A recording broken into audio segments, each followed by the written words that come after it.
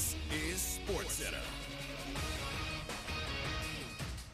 I'm Christine Lisi. Breaking news. The Angels have released future Baseball Hall of Famer Albert Pujols. Pujols, hitting just .198 this season, is in the final year of his 10-year, $240 million contract with L.A. Packers are exploring adding quarterbacks for OTAs and training camp, according to ESPN's Adam Schefter. Jordan Love and Aaron Rodgers, the only QBs currently on the roster. Green Bay facing uncertainty. Rodgers has told the team he doesn't want to return. He's thrown his last pass for the Packers, believes 98.7 ESPN New York's Chris Canty. He's not playing in a Packers uniform again, and this is going to be the first time in NFL history where you have a reigning MVP suit up for another team. So Brian Gutekunst can put that on his resume as well. And the longer this plays out, the closer they're going to get to realizing that Aaron Rodgers is not going to be a part of their team moving forward. Chris Canty on Greeny with Mike Greenberg. The NHL fined the Rangers $250,000 after the team called for the firing of Department of Player Safety head George Parros this week after the league fined but didn't suspend Capitals forward Tom Wilson for his actions in Monday's game. We're back on Friday, and 2018 draft was filled with quarterbacks, and we'll tell you which one is going to win the Super Bowl first. Friday morning on Keyshawn, Jay, Will, and Zubin on ESPN Radio.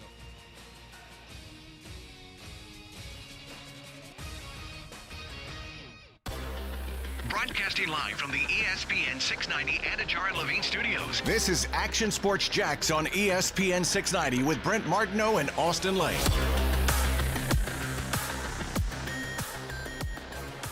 Another edition of As the Rodgers Turns. It's the hottest story in sports right now.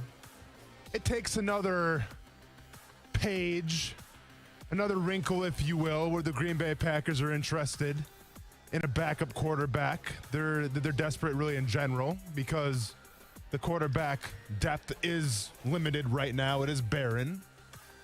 And then, of course, when that comes out, it begs the question, how long is Aaron Rodgers going to be in Green Bay? And I can't help but think, as people out there are saying, well, what about Blake Bortles? What about Gardner Minshew?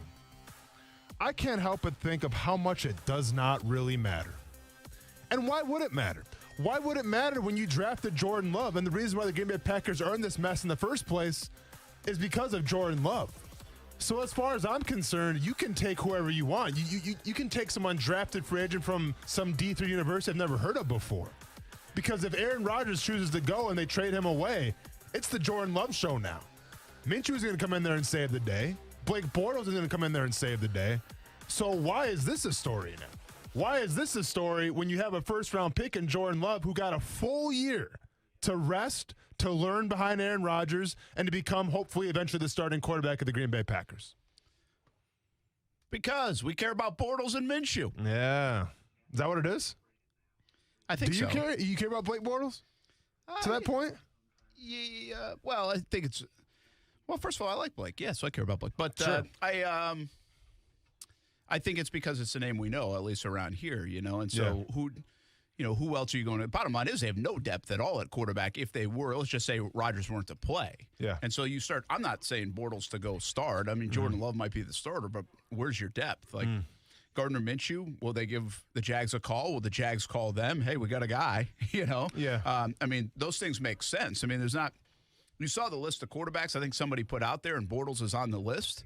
And it makes me wonder today, and that's why we got it in the title of the show, will he even play again? Like, where's the market for Blake Bortles? When you have a guy like Minshew here in Jacksonville, you have C.J. Beathard, Minshew, Jake Luton, and now Trevor Lawrence on the roster. I mean, you have 4 quarterbacks. The Jags have too many quarterbacks. I mean, when have they ever said that? Yeah. You know, the Jags have too many quarterbacks. Will Blake Bortles even get another opportunity to play? When you have a guy like Minshew who has played the last couple of years and won some football games and has had more recent success than definitely Blake Bortles.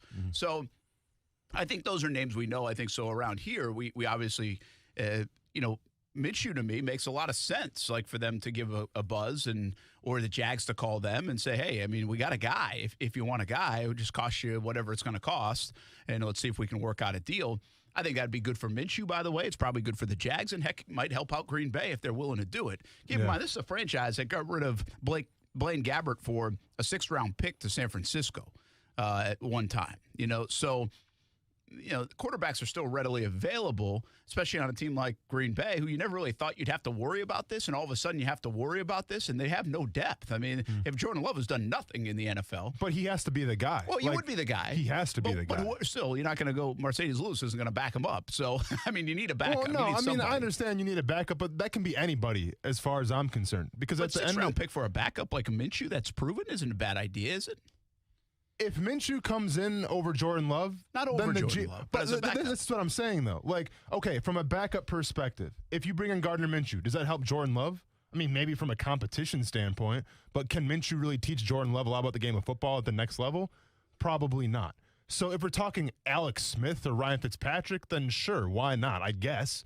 But at the end of the day, the point that I'm trying to make here is this is Jordan Love's team if Aaron Rodgers goes. Yeah. And the whole reason why the Green Bay Packers are here is because of Jordan Love. So if the Packers feel like he's not ready to go, well, then it's time to start saying, hey, what kind of GM do we have? What kind of head coach do we have? And it's as simple as that. Like, all this comes down to Jordan Love. You sacrificed that first-round pick to get him. You ticked off Aaron Rodgers to get him. And if for some reason Aaron Rodgers gets traded, Jordan Love's got to be the guy going forward. And whoever the backup quarterback is, in my opinion, is just, it's fluff. It is what it is because it's a Jordan Love show. It has to be. If it's not, then you might as well get rid of the GM right now. Yeah, it does have to be. I mean, we have no idea internally what their plans were, but when you draft a guy in the first round, he's already sat a year. Yes, It's time to go. I mean, it's time to be ready to go if you need to go. If Aaron Rodgers were to get hurt in the first 3 weeks of the season, they would count on him to be ready to go. And by the way, there'd be some expectation that now 15 months into his NFL career, he'd be ready to handle some of that and perform at a pretty decent level. So, yeah, I agree with that. I just think that is a very big unknown for a team that's, been a win or so away from the Super Bowl last couple of years.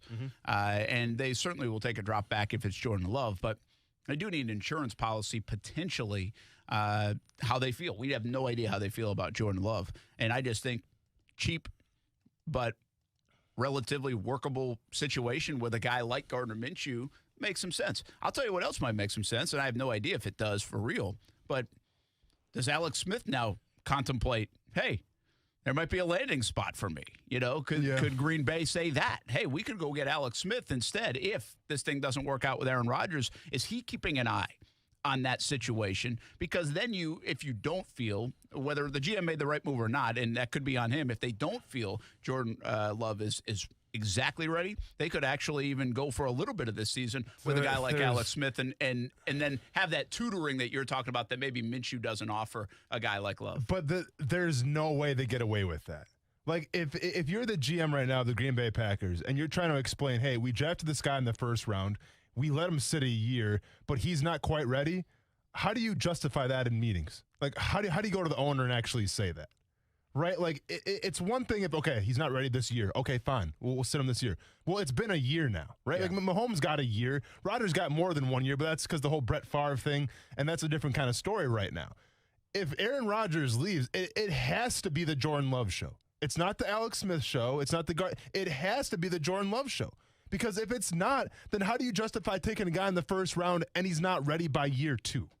It's just hard to quantify that. Yeah, I guess. If you're concerned about winning games or you're concerned about optics, what are you trying to do? I mean, I don't know. What's the nature of the NFL? Concerned about optics or are you concerned about winning games? Alex Smith might give you a better chance to win games right now at this point. Jordan Love might need to be ready to go, but he might not be ready to win you a lot of football games either way. Brent, so if you take a quarterback in the first round and he's not ready by year 2, then what are we talking about? Yeah, I mean, listen, I'm not saying he's not ready to go. What are we talking about? Well, what situation are you in? You didn't think you'd be in this situation. I mean, what was their plan for Jordan Love all along? I have no idea. I mean, did they really think Aaron Rodgers was going to be gone in a year? Did they ever think that Aaron Rodgers was going to be gone? Like, why did they draft him at the time? That's the head scratcher of all head scratchers, right? Of course. Continues to be. Of course. And the ultimate head scratching guy right now is Aaron Rodgers. Yep. That's why we're in this situation. But did anybody in Green Bay really think that, hey, Aaron Rodgers only has 1 more year left, so be ready to play Jordan Love the next year? I don't know what their plan was. This had a long-term vision to it, I don't think it was 5 years down the road, but I also don't know if it was a year and a couple months down the road. So I just think that if you get drafted in the first round, Green Bay is eventually saying, hey, man, you got to be the starter. Yeah. It may be in a year, it may be in 2 years, but you have to get ready. And if you mean to tell me that Jordan Love can't come in year 2 and produce with guys like Aaron, with one of the best running games in the NFL, with a pretty solid offensive line, with Robert Tonyan at tight end, Devontae Adams, if you can't come in and produce, then what are we talking about? Yeah, I'm not telling you I don't know if he can't produce. I'm telling you that the situation dictates sometimes. And this is a team that has been very close to going to the big dance. And with the way this football team is constructed, they might be able to do that with good quarterback play. Would I rather have a known commodity or an unknown commodity? And the reason I'm not saying this in relation to a Blake Bortles or Gardner Minshew, but I am saying it in relation to an Alex Smith. If he were to keep an eye on this situation, if he were to be willing and want to, are you better off right now with a guy like Alex Smith? You never knew that was going to be available either. You didn't even know he was going to be able to come back and play. I'm not saying you are. I just think those are the questions you have to ask yourself if you're the Green Bay. Are we better suited to win with a guy like Alex Smith who we know can get it done, or do we just throw Jordan Love into the fire and we're very confident in him and we think he can win? I mean, you can easily say, given health, that Alex Smith might be a better quarterback right now than Jordan Love. Well, if that's the case, then if you're the coach in the organization, you go with the better guy. You didn't know this situation would present itself. I just think that if GMs screw up the quarterback position so bad, where you essentially don't talk to Aaron Rodgers, you draft Jordan Love. Like, let's be honest. Let's go to Cincinnati real quick. Everyone wants to say, well, how come they didn't draft an offensive lineman? Did it ever dawn on anybody that maybe the organization asked Joe Burrow what he wanted to do, and he stuck up for his teammate in Jamar Chase and said, hey, this Jamar Chase guy is good. Like, I'm confident in my offensive line. Let's get Jamar Chase. Do we ever think that maybe that they asked Joe Burrow what he wanted with that first pick? And what did they say? Jamar Chase. Okay. I think Joe Burrow had something to do with it. When you talk about the GM and messing up the quarterback situation so bad, that can cost you your job. It should cost you your job. Like, if you lose Aaron Rodgers because of this, and then Jordan Love can't play this year, that should cost you your job. That should wholeheartedly. I think it would. You should be fired. So that's why I'm such a big proponent. If I'm the GM right now of the Green Bay Packers, and Aaron Rodgers does leave, we trade him away, I get Jordan Love in there as much as possible to say, hey, I get we lost one of the best of all time. Here's the future. Here's what we got. Quite honestly, you could say messing up just the Aaron Rodgers situation, forget about the Jordan Love part, could cost you your job and maybe should cost you your job. Yeah, for sure. In this day and age. I mean, you got a guy who's coming up, a league MVP, and you're close and you feel close and you're constructed to be even closer potentially. At least that's the way you look at it going in. And then you lose that guy or you mismanage this situation. Who's to say that shouldn't cost you the job, you know? I'm always reminded of Dan Duquette with the Red Sox, who always said when Roger Clemens was let go from Boston, ends up in Toronto, then New York, said he was in the twilight of his career. I think he won like another Cy Young or two after. Yeah. And that he didn't lose his job right away, but it ended up sticking with people in Boston about that situation. So, if you mismanage that, which it looks like they already are mismanaging Aaron Rodgers, now can you resolve it? Who knows? Seattle might have mismanaged Russell Wilson a little bit this offseason, but they seemingly have resolved it. Like, it's very quiet on that front. I still don't know how loud that actually was internally anyway, but they have resolved it, at least for now. So, Green Bay is fascinating. But as it pertains to here in Jacksonville, and really Bortles is a separate issue, I think it really goes to a guy like Minshew. There are not a lot of landing spots for Gardner Minshew. I mean, there really are not. I mean, we talk about this almost like weekly. You know, people kind of solidified their quarterback spot in free agency or the draft or what they already have. The depth charts are only getting bigger and bigger at the quarterback spot. Now you're asking, all right, Gardner Minshew, at first, you may be like, hey, where do I have a chance to maybe go compete and start? Well, that's not a question anymore. I mean, where is that even a question? You know, if Aaron Rodgers is gone, is it a question? Perhaps. I doubt it, though, because they would go with Jordan Love. Like, where else? Maybe like a Houston, but they have Tyrod Taylor, and they have now Davis Mills. You know, so where do you even have a chance to get a sniff at starting? Probably nowhere. You know, I think it comes down to Denver. I think Denver, he's got a shot. Denver, maybe, like, is New York, meaning the Jets, a place to go? We looked at their depth chart on quarterback. Is that a potential landing spot for a guy like Minshew, even though they obviously are going to play Zach Wilson and start Zach Wilson, but they got nothing behind him. No, for sure. You know, so. I guess because Denver, so they got obviously Drew Lock. And they got Bridgewater. They have Teddy Bridgewater. Yeah, so that's.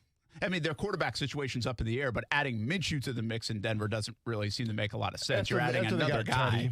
Yeah. You know, you're not. So my point being, from Gardner Minshew's perspective, he's really got no place to go to say, I got a chance to go compete for the job like he did last year and even got the playing time the year before in Jacksonville. So now your next step is, where do I go to help a football team if somebody gets hurt or if they have struggling play at the QB position? Or I can just be a part of a QB room where I can compete a little bit, you know? Jacksonville's not that place for him. And there are a lot of rooms across the league right now that have solidified that guy, I guess is my point. And so I don't know potential landing spots for Gardner Minshew. Again, Jets come to mind a little bit, but they're willing to give up any capital for a guy like Minshew.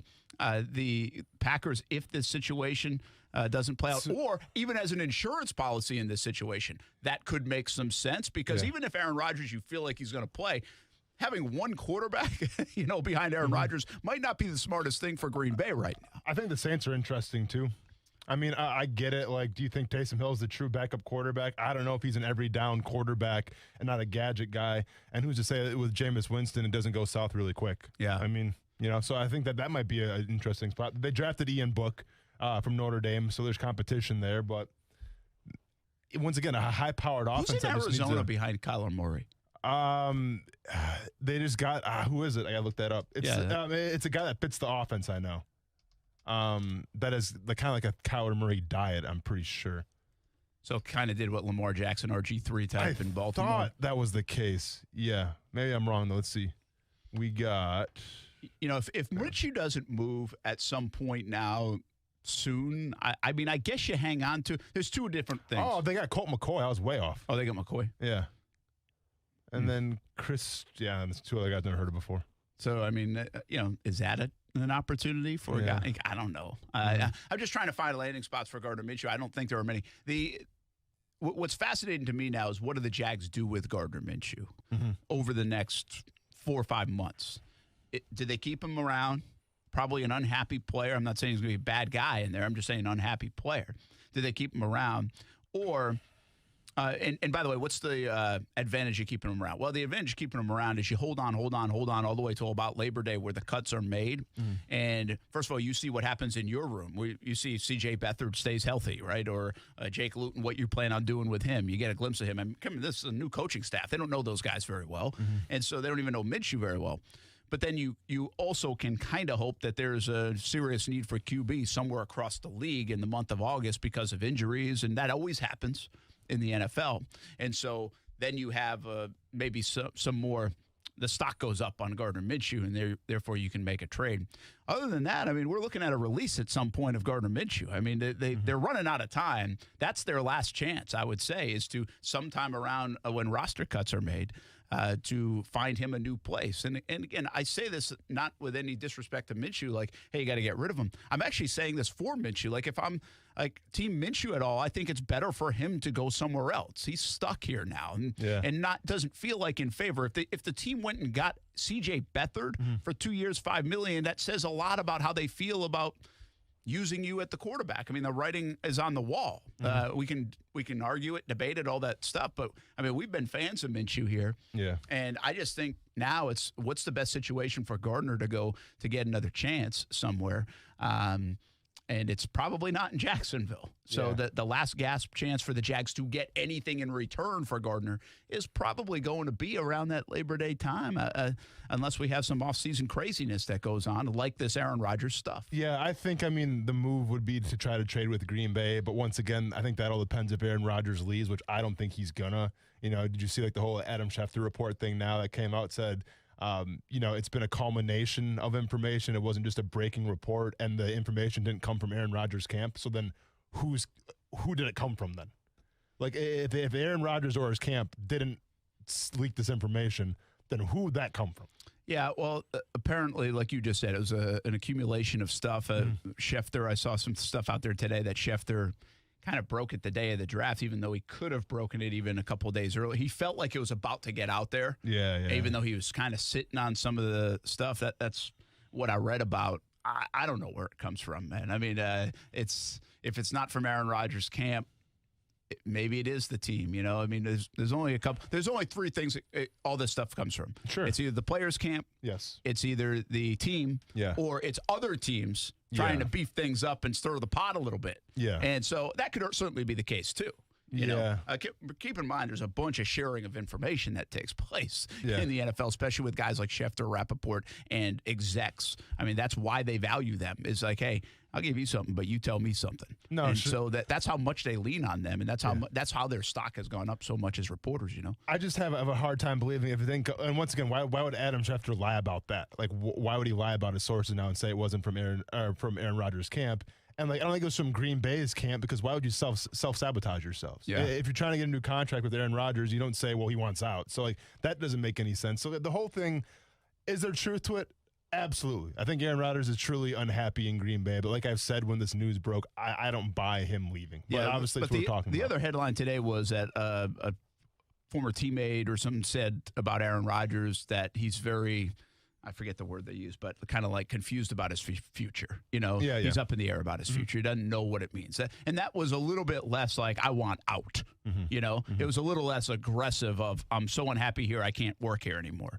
But it did say, hey, I don't know where I'm at. Again, it's one thing in Green Bay that kind of feels that way at the end of the Favre era, and it's kind of felt like that for the last couple of years now with Aaron Rodgers, which is fascinating that it's happened twice there. Most of that other stuff, by the way, was on Favre. This is now seemingly a little bit more of both. This is discourse between the organization and their star player. And plenty of ammunition and reason to be. Listen, I think you can criticize. Well, I think you can wonder about Aaron Rodgers. We have. Is he kind of that prima donna guy? Is he seemingly never happy? I think you could raise some of those questions. But I do think the organization here is at fault, from afar at least. There's the Jordan Love move, the trend of not getting any weapons around him. Now this obvious, what looks to be the Tom Brady's of the world and probably others along the way having influence in the organization, and there seemingly to be a Fort Knox shut locked door between the GM side and personnel side and Aaron Rodgers in that Green Bay building, where it's like, hey, Aaron, what do you think? No, that question never gets asked. Doesn't seem like it. It's just not the MO. It's not the way they've done business in Green Bay. So there's the lack of willingness for the Green Bay organization to kind of evolve a little bit, I think is at fault here. Probably is at the most fault here. It's just planning for the future when you should be living in the present after you just go to an NFC Championship game. And then they're planning for the future past Aaron Rodgers, and that never should have been done. Simple as that. It would be like, and it's a horrible example because we're going back to Blake Bortles, but it'd be like if you drafted a quarterback first round after Blake Bortles back in 2017. Well, now maybe they should have because we saw what happened. But let's be honest. Blake Bortles is not Aaron Rodgers. They're on a completely different level in terms of greatness, and you don't do that, in my opinion, to a guy after he just took your team to an NFC Championship. Yeah, it's almost like Green Bay said, hey, we need to start planning for the future because Aaron Rodgers is 36, 37 years old. Hey, Green Bay, look up around the league. 36, 37 years old is not that old anymore. Yeah. It's just not. We know that. Like Matt Ryan sitting at 35, and we could see another 3 or 4 years out of Matt Ryan. Atlanta just said that in the draft. They had a top 5 pick. They said, we don't need, he's okay. He's fine. Yeah. Tom Brady, obviously, a little bit of an outlier here, but Drew Brees just played until he was 41. Green Bay, open your eyes a little bit.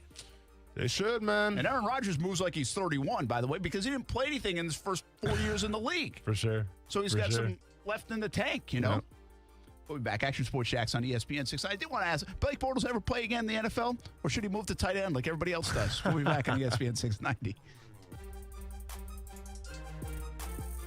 Now, the First Alert Forecast on ESPN 690. Partly to mostly cloudy today with some scattered showers and a few thunderstorms, highs in the lower 80s. Join me beginning at 5 p.m. for CBS 47 at Fox 30. Action News Jacks from the First Alert Weather Center. I'm TV meteorologist Mike Burrish. The Weather Center is brought to you by Beards Diamonds, where now through Mother's Day, you can save thousands on that one-of-a-kind gift for mom. I should have my kid tell you about Jumpin' Jack's House of Food. It's Ty's favorite burger in town. Make it one of your favorites as well. Jumpin' Jack's House of Food has 3 locations now, Atlantic Beach, Mandarin, and downtown Jacksonville. Change your life burgers. But they have salads, pizza, and much more on the menu, too. Let Jumpin' Jack's House of Food be your great neighbor. Lunch or dinner with the family, or they will cater parties from 200 to 500 people. Jumpin' Jack's, HOF.com for online ordering. Jumpin' Jack's House of Food, open 7 days a week. There is a taste of the islands in every drop of Vida de Luis tequila, imported directly from Tequila, Mexico to Jacksonville Beach. Vida de Luis is the only locally owned tequila in Jax Beach. Support local and try Vida de Luis. Award-winning, smooth, all natural, no aldehydes or additives, which means wake up feeling good the next morning. Find out where you can pick up a bottle of Vida de Luis, Blanco, Reposado, or Añejo. Just visit VitaDeLuis.com. Support local and taste the islands in every drop. It's been 6 months since my wife leased her new Cadillac from Fields Auto Group, and she absolutely loves it. It's our first experience with Fields, and it's been terrific. They say you can step up to luxury for less, and we did. Not just a luxury Cadillac XT6. The car is beautiful, but the customer service is extra special, too. It was like that at Fields Cadillac Jacksonville, and it will be like that at any of the Fields locations in Jacksonville. Cadillac, of course, Jaguar, Land Rover, Lexus, Mercedes-Benz, and Porsche as well. Yes, it's luxury for less at all Fields Auto Group locations in Jacksonville. Plus, you'll also be part of their exclusive Fields Amenities program, where you will get complimentary loaners, car washes, and cafes. We are now part of that Fields Amenities program, and my wife tried the loaner program. It was easy and a nice added benefit. So whatever you're driving, see Fields and step up to luxury for less. Check out their locations all around Jacksonville, just like we did. You can go visit fieldsauto.com. After a car accident, you can feel like you've lost control. I'm Mark Anajar from the law offices of Anajar and Levine. After the crash, call the police and document the scene by taking photos of all the vehicles involved. If you were injured, get medical attention as soon as possible. If you've been involved in a car accident, call the law offices of Anajar and Levine at 904-600-4000. That's 904-600-4000 for a free consultation. And take back control of your life. Office in Jacksonville. Spring is sprung, the air is warm, flowers are blooming, and the cigars are smoking. Cigars are smoking? That's right. Springtime means Stogie Fest at Aromas. A limited number of tickets are still available for the annual Stogie Fest event. Stogie Fest 2021 is May 14th through the 16th at Aromas off Southside Boulevard. Stogie Fest is for the cigar aficionado to the most occasional smoker. Join Action Sports Jax at Stogie Fest Friday, May 14th from 3 to 6 p.m. for your chance to win a pair of Stogie Fest VIP tickets. Stogie Fest 2021, May 14th through the 16th. At Movember, we're best known for the mustache. Well, here's the thing. Men's health deserves support year-round, which is why we're more than a month, more than mustaches. All year round, we're doing more. We're delivering more research, more treatments, doing more to help men live happier, healthier, longer lives. But we need your support, because the more we can do, the more fathers, brothers, partners, sons we can protect. Movember, more than a month. Give monthly at Movember.com. For the ones standing guard. For the eagle-eyed. For the knights in shining armor. And for all those who support them. We are Grainger, your experienced safety partner, offering supplies and solutions for every industry, committed to helping keep your facilities safe and your people safer. Call, click Grainger.com/safety, or just stop by. Grainger, for the ones who get it done. Though no longer little, teens still need a lot of love. Yet teens in foster care have a harder time finding it, as 82% of foster families are home to kids 12 or younger. You can positively impact a teen's life as a foster parent. With help from Family Support Services of North Florida, you provide patience, love, and understanding, and Family Support Services will offer specialized training, resources, and a community of support. Take the next step at foster-now.org. That's foster-now.org. This is Greeny with Mike Greenberg. Russell Wilson's agent, on the record, gave Shefty 4 teams Russell Wilson would like to play for. That is an important distinction in this conversation. Weekday mornings at 10 Eastern on ESPN Radio, and watch exclusively on ESPN+. Austin Lane. on right now or not? Like our screen? I guess we're good. Brent Martineau. Yeah, you got to go all the way. Yeah, we're back. Thanks for your concern. You're welcome. Action Sports Jax on ESPN 690. You, I, Jason, whoever would say that's crazy for him to even think about doing that. But to me, that's Aaron Rodgers in a nutshell. He'll do completely the opposite of what, just when you think that, he's lost his touch, he has an MVP year. Just when you think that he's going to do this, he's going to do that in spite of you. Right or wrong, whether you like it or you don't like it, I think that, it just would not surprise me, much like a Barry Sanders did, that could be the scenario that plays out. Is that Brett Favre? Yep. Yeah. Did you basically just say that Aaron Rodgers could just hang it up? Yeah. He's been on one lately, though, Brett Favre. Yeah, he's been all over the place. He is all over the place. Yeah. Really, see, I don't see that letting happening. my childhood Austin go. But just, I'm so disappointed. But yeah. I don't see that happening at all. Aaron Rodgers retiring? Yeah, because, again, this is a guy that probably feels like his football career was delayed way longer than it should have been to start anyway. Mm-hmm. In legacy, if there's one thing I believe about Aaron Rodgers, and I don't know the guy, but from the outside looking in, I would believe legacy matters a whole hell of a lot to Aaron Rodgers. Mm-hmm. He feels like that guy. Mm-hmm. And there's nothing wrong with that, but I'm just saying he feels like that guy. Mm-hmm. And so I would be stunned if he were to pull that. Mm-hmm. Now, you can sit out, right? I mean, he's got plenty of money. He's got all this stuff. He's got Jeopardy, potentially. Yeah. So you could sit out for a bit, but I don't see him hanging it up for good. And the clock is ticking on Aaron Rodgers. Aaron Rodgers is not Deshaun Watson, where at 27 years old, when all this was going down before all the other stuff on Deshaun, that he could be like, yeah, I'm just not going to play. I'm going to sit out for a little bit, and I've still got 10 more years to play. Sure. That's not the case with Aaron Rodgers. That's totally different, where he's got, he don't want to lose 37, 38 years old, Aaron Rodgers. He doesn't want to become quickly 39 years old now playing. So, because you never know how quick it goes in the NFL and professional sports, especially. Brent Martineau, Austin Lane here on a Thursday. Coos along as well in studio. Ticked off, by the way. Ticked off today. Who's that? Me. You? What's up, man? Oh, because they had the rain. Yes. Well, it's not. Yeah, wait, why'd they call the game so early, though? Because it's because the team's coming from Orlando. And so like an hour and a half? It rained. I don't know what it did up here, but just 20 miles down the road south in St. Johns County this morning. Okay. From like 7:30 until 1 o'clock, it poured. Okay.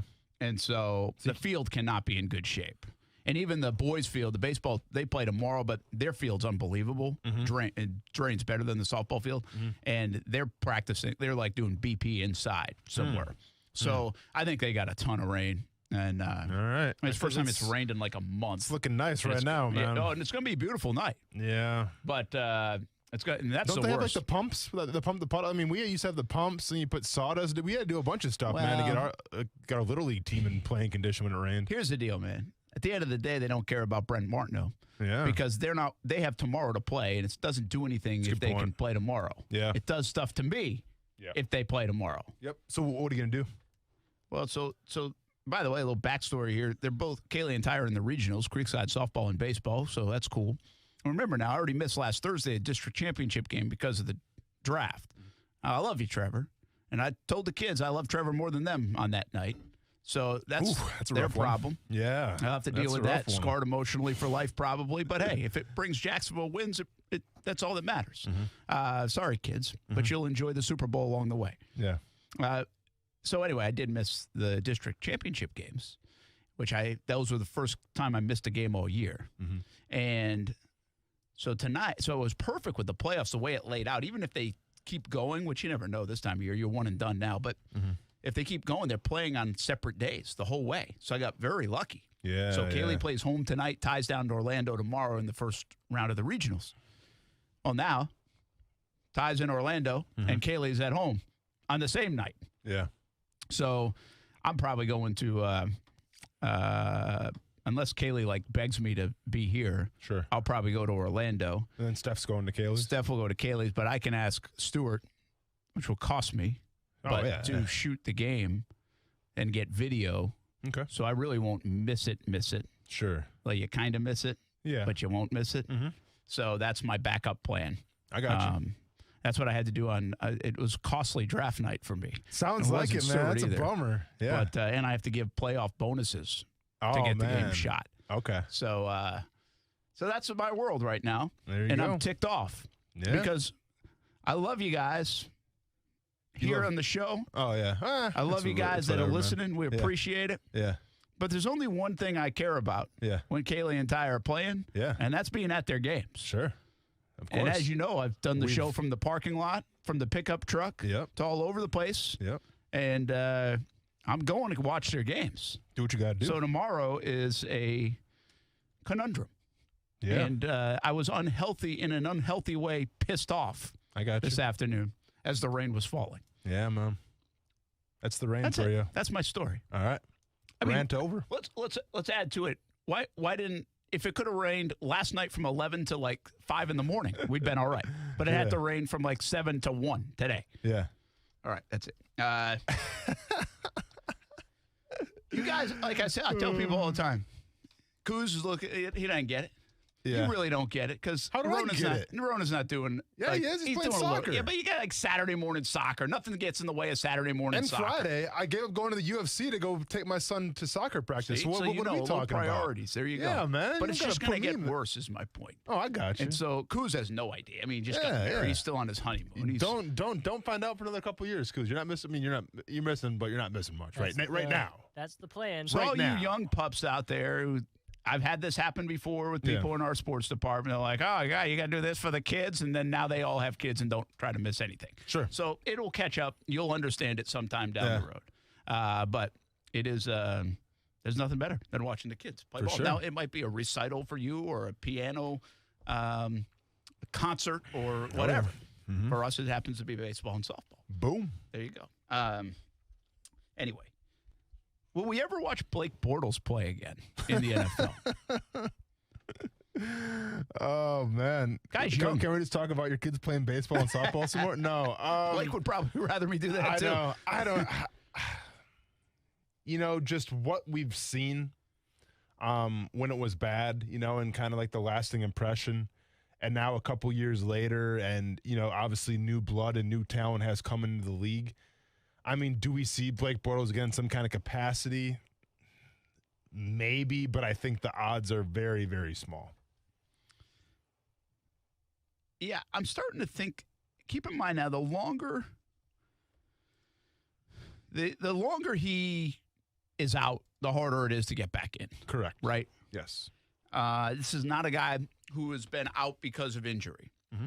This is actually a guy that and had some moments that doesn't get either appreciated or brought up enough, in my opinion. I think he had good moments that people just wouldn't acknowledge across the country. Mm-hmm. I think there's an appreciation at some of those moments for people in Jacksonville, but less across the country. He was more a butt of the jokes. And because of that stigma almost, because of that, I feel like he's presented to be, again, a worse quarterback than he really is. Mm-hmm. I've always thought that way about Blake. I'm not saying he should still be here in Jacksonville or should be the quarterback or should be starting for somebody else. But I think he's done enough good things in the NFL that I could tell you, what the hell's Colt McCoy doing in the NFL still? I don't know. What has he done? Yeah. I would say that about Gardner Minshew or Blake Bortles. I'd say I've seen more out of those guys than I have out of Colt McCoy. But now, there's some reason, and there's probably something beneficial about a guy like Colt McCoy, and I'm just picking on him right now. But you know how it is. The backup quarterbacks, some of them live forever in the NFL. I mean, what's his name? Just retired in Atlanta. I didn't even know he was still a part of the team. I think Chase Daniel would be a prime example of a guy who, when he hasn't done a lot in a pro career in terms of winning games and stats like that, but he's been a dependable quarterback, one of the higher paid backup quarterbacks for how long? And what's the resume say? So, kind of like Colt McCoy, it's just kind of coveted at some times. guy. Oh, for sure, for sure. So it's just, I think some guys have that position locked up, and I just feel like Blake Bortles is definitely not one of those guys. Now, the knock against Bortles here in terms of getting back in the NFL is he kind of went to the rehab place of quarterbacks. It felt like he went out to L.A. And with McVay, and the hope, it was a smart move by him and his team to go out there, kind of get around McVay, because if you shook hands with McVay a couple years ago, you were getting a job somewhere. Yes. And so he goes out there, and obviously the guy knows his quarterbacks. He sits behind Goff, And then obviously Johnny Wolford essentially beats out Bortles. You know, he's still on the roster. And Wolford ends up starting a playoff game and stuff. And Bortles, even after the L.A. stint, can't really find a home. Now, he goes to the Broncos a little bit. There was some talk. I remember talking to him. I saw him on the golf course, and I think Tennessee was a place that he thought he could end up landing, and then they, whoever they added as a backup at the time last year, I can't even remember now. So it's not like the phone hasn't rang at all for Blake Bortles. But again, now you start getting further and further away. His name comes on a list for a team like Green Bay. You know, who else is possibly out there? Blake is very young still. You know, last time I saw him, he was in fantastic shape. So he's not giving up the dream. He's playing a lot of golf, I can tell you that. Yeah. But what else are you supposed to do as you wait and work out and all those things? I don't know if he's still going to California and working out, and still working on the craft to that extent. I'm not sure. So I haven't talked to Blake probably in a few months, so I don't know where he is mentally.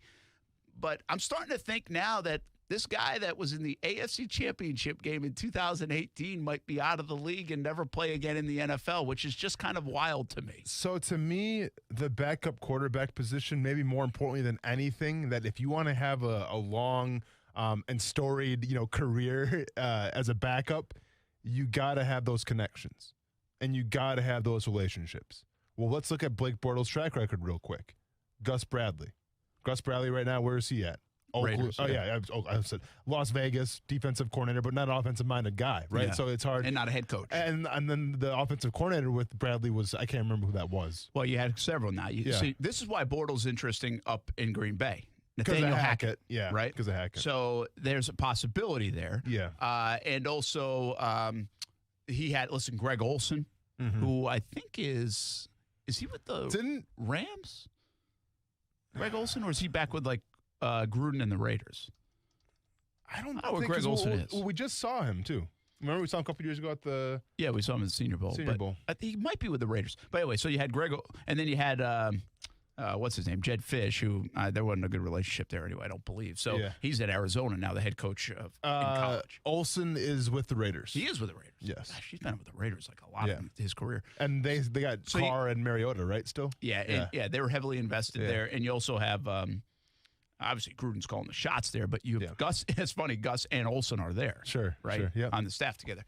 So I think Hackett and Green Bay make a little sense because this is a guy that got the most out of Bortles. He really did. Nathaniel Hackett got the most out of Bortles. So from your perspective, and I don't know how tight that is. I was going to say, they were actually.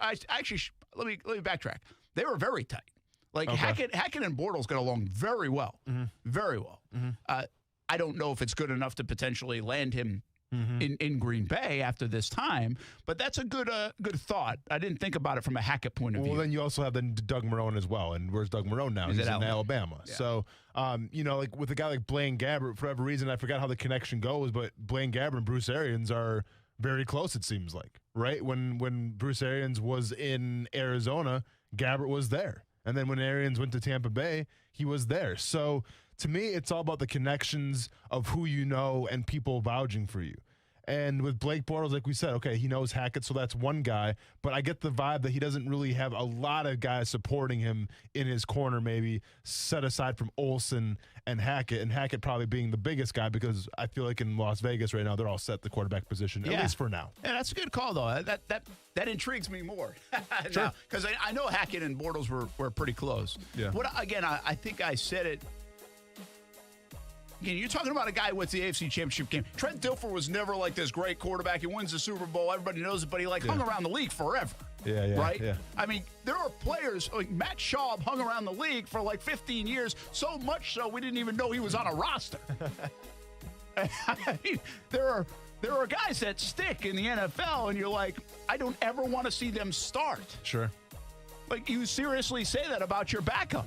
Although I feel like Matt Schwab threw 8 touchdowns against this one game when we went into overtime. Did he? Oh yeah, probably for Houston. Yeah, that was a rough game, man.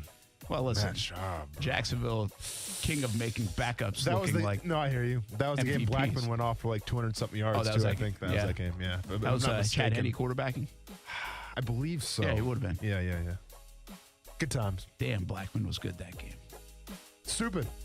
Just literally catch the ball, score. That's what it was. Yeah, it was I think that was like Henny's career game. Yeah. And it was because of Justin Blackmon mostly. I believe that was the same game. I'll have to check that one out. All right, we'll be back. Action Sports Shacks on ESPN 6. Somebody just said slow day for Blake. No, I think Blake Bortles is an interesting conversation. It's not a slow day. Bortles at 20-whatever years old, is he going to find a home in the NFL? I mean, it's a fair question. Yeah. You got plenty of options. Wonder what they're talking about elsewhere? I don't find out. We'll turning the audience away from our show. Love it. We'll be back. ESPN 690 SportsCenter Update. Happy Thursday. I'm Jake Mitchell. The Jaguars have done a little house cleaning and fired 4 members of the scouting and personnel department, including one who's been there since the beginning of the franchise. Andy Dingler, who is the assistant director of player personnel, Chris Driggers, director of pro personnel, Mark Ellens, director of college scouting, and Paul Roel, assistant director of college scouting, were all let go on Monday, as all part of a team overhaul by coach Urban Meyer. Speaking of college football, the post-spring rankings are in, and no surprise, Alabama is number 1, but UF is in the top 25 at number 13. Don't forget tonight, the Jumbo Shrimp continue their series with Norfolk at 1-1 Financial Ballpark. Game time is 6:50 with first pitch at 7:05. And the game will be right here on ESPN 690 or stream on ESPN690.com. This SportsCenter update is brought to you by Morgan & Morgan. Morgan & Morgan, for the people. Ah, boy, you have that look on your face. That grumbling Greg face. Boss asking you to do work? No, I don't think it's unreasonable to ask somebody to work at work. That's why we switched to Peak Push to Talk. Yeah, Push to Talk is back. Connect instantly to anybody, anywhere in the country. Boop. Get used to the boop. And working at work, too. It's kind of the thing we do. Boop nationwide. Learn more at booptotalk.com. Why can't I ever find my people? You can now when you boop. Did you say boop? And you'll beep your crew nationwide with Peak Push to Talk. Booping is back. And better than ever from Peak Push to Talk. A boop and you're instantly talking to your crew. No more texting. No more it was on silent. No more never returned calls. Nope, just boop. Boop. Find your people with a boop at booptotalk.com. Boop. She's always been there for you with hugs, smiles, and an encouraging word. This year, show Mom how much she means to you with a gift from Beard's Diamonds. Now through Mother's Day, save thousands on specially priced Diamond Mother's Day gifts. Like 1.5-carat diamond studded earrings, originally $49.99, now sale priced at $32.49. You save over $1,700. Or a 1/2-carat diamond solitaire pendant, was $1,655, now sale priced at $1,075. You'll save over $600. Give your mom a 6-carat diamond tennis bracelet, not $10,080, but just $65.52. You'll save $3,500, but only until Mother's Day. See hundreds of other Mother's Day gift ideas at beardsdiamonds.com. She devoted her life to giving you a great childhood. Now's your chance to show her how much you appreciate it. Give her the very best from Beard's Diamonds and save thousands on specially priced Mother's Day gifts now through May 9th. Get the lowest prices in Jacksonville guaranteed at Beard's Diamonds. In the St. John's Town Center or at beardsdiamonds.com. I love that sound. To me, it's a battle cry. Because when you have a plumbing emergency, what you don't want is some chuck-in-the-truck plumber treating it as just another day on the job, scheduling you for whenever suits him. Well, let me check on that. Hey, Bobby, when are we getting back from fishing tomorrow? Yeah, about tomorrow afternoon. And then doing turd bucket work whenever he finally shows up, if he shows up. Well, flap that, Jack. If you've got a clogged drain, a burst pipe, or a broken water heater, you want same-day service from someone who will go to war on your problem. That's what Griffith's Service does. We offer same-day service for plumbing emergencies, burst pipes, clogged drains, and water heaters. And we'll not only go to battle against your plumbing emergency, we're also waging war against mediocrity in home services. We won't just fix your problem, we'll fix it right. So for same-day service for your plumbing emergency, call GriffinService.com. 1430-261. Where else can you get luncheon, brunchin', boozin' specials? Only one place, at Culhane's Irish Pub at Atlantic Beach and on the south side. It's as Irish as you can get, owned by 4 Irish sisters. And they've got fish and chips, of course, shepherd's pie. Go today for lunch or dinner. Eat in, order out. Culhane'sIrishPub.com for the full menu. And try the new 5 Sisters vodka at happy hour. Luncheon, brunchin', boozin' specials, and so much more. 2 locations, Atlantic Beach and the south side. Culhane's Irish Pub, Irish Sass with 5-star class. Summer dreams start in your new Toyota, so check out my friends over at Arlington Toyota. With over 700 new Toyotas available, a complimentary lifetime powertrain warranty, 30 days to love it or exchange it, and 3 years of complimentary maintenance, why wouldn't you buy new from Arlington Toyota? Plus, you can score some great deals during the Summer Starts Here sales event going on right now. Shop in person at 10939 Atlanta Boulevard or online at arlingtontoyota.com. Visit arlingtontoyota.com/May for full details. For the ones who get going when the going gets tough. And the ones who know we're tougher together. For the Pathfinders breaking new ground. Grainger offers supplies and solutions for every industry, as well as fast access to experts and 24/7 customer support. Because we know you have people depending on you. So you can always depend on us. Call, click Grainger.com, or just stop by. Grainger, for the ones who get it done. Max. I can't wake up and say, you know what, I don't want to be here. I don't want to do this. That's not where I am right where I want to be. The Max Kellerman Show, weekdays at 2 Eastern on ESPN Radio. Watch exclusively on ESPN+.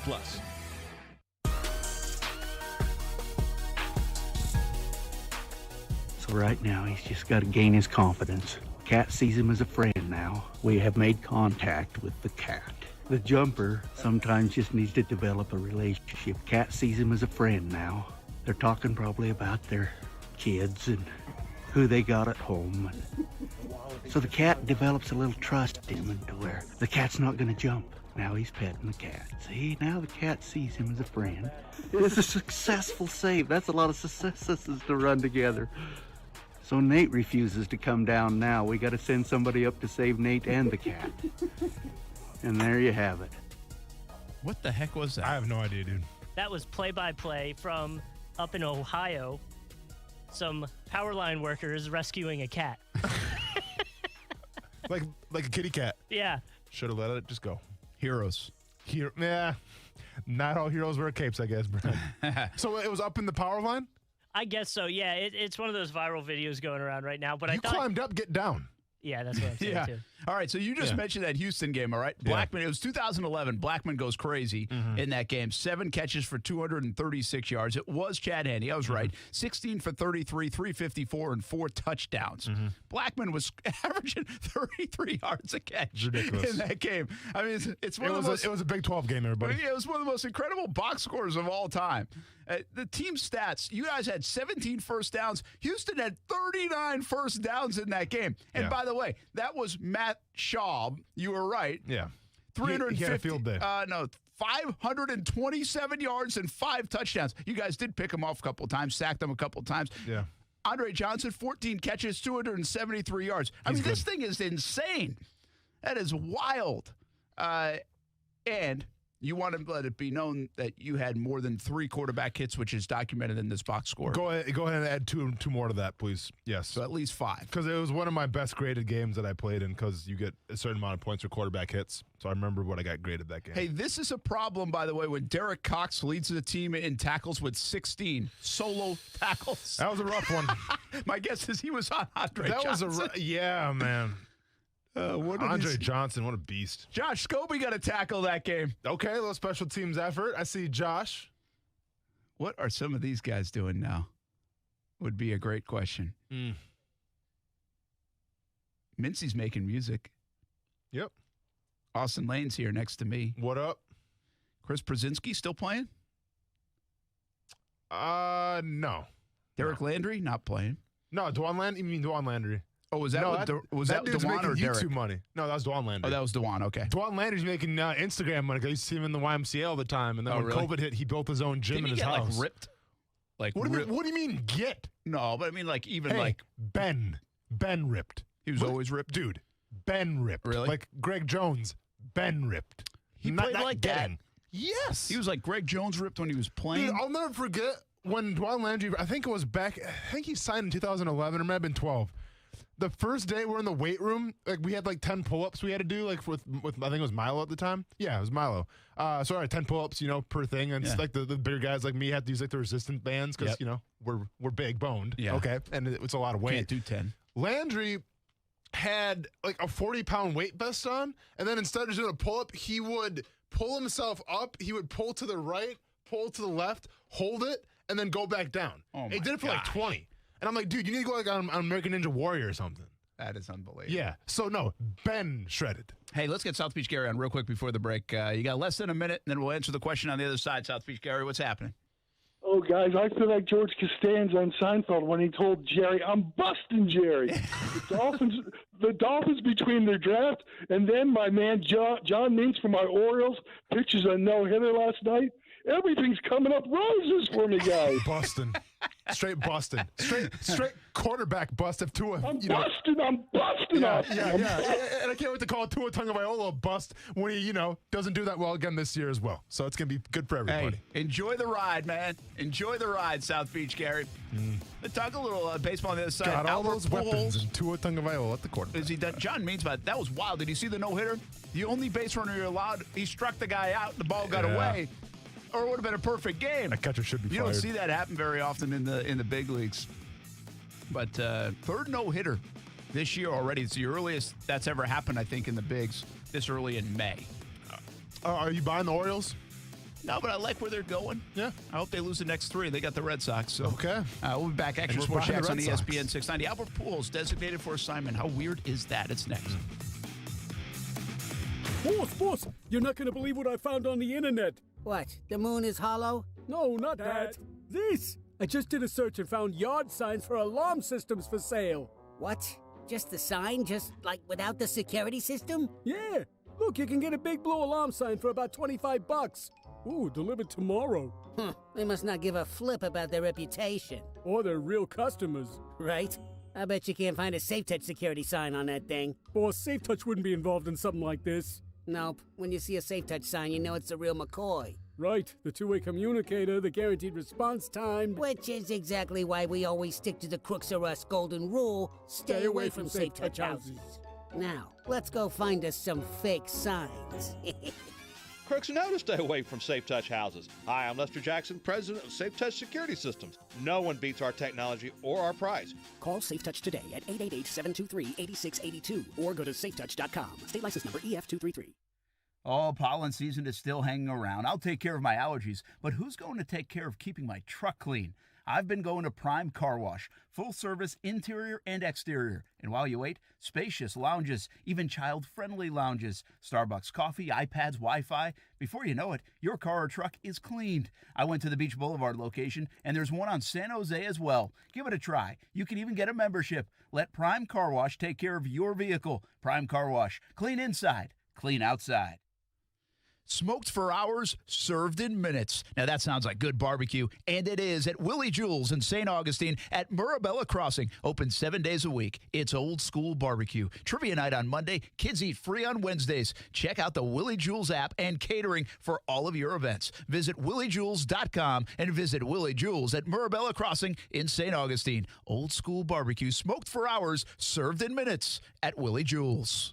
No matter what you are driving, you can step up to luxury now at any of the Fields Auto Group dealerships in Jacksonville. Cadillac, Jaguar, Land Rover, Lexus, Mercedes-Benz, and Porsche.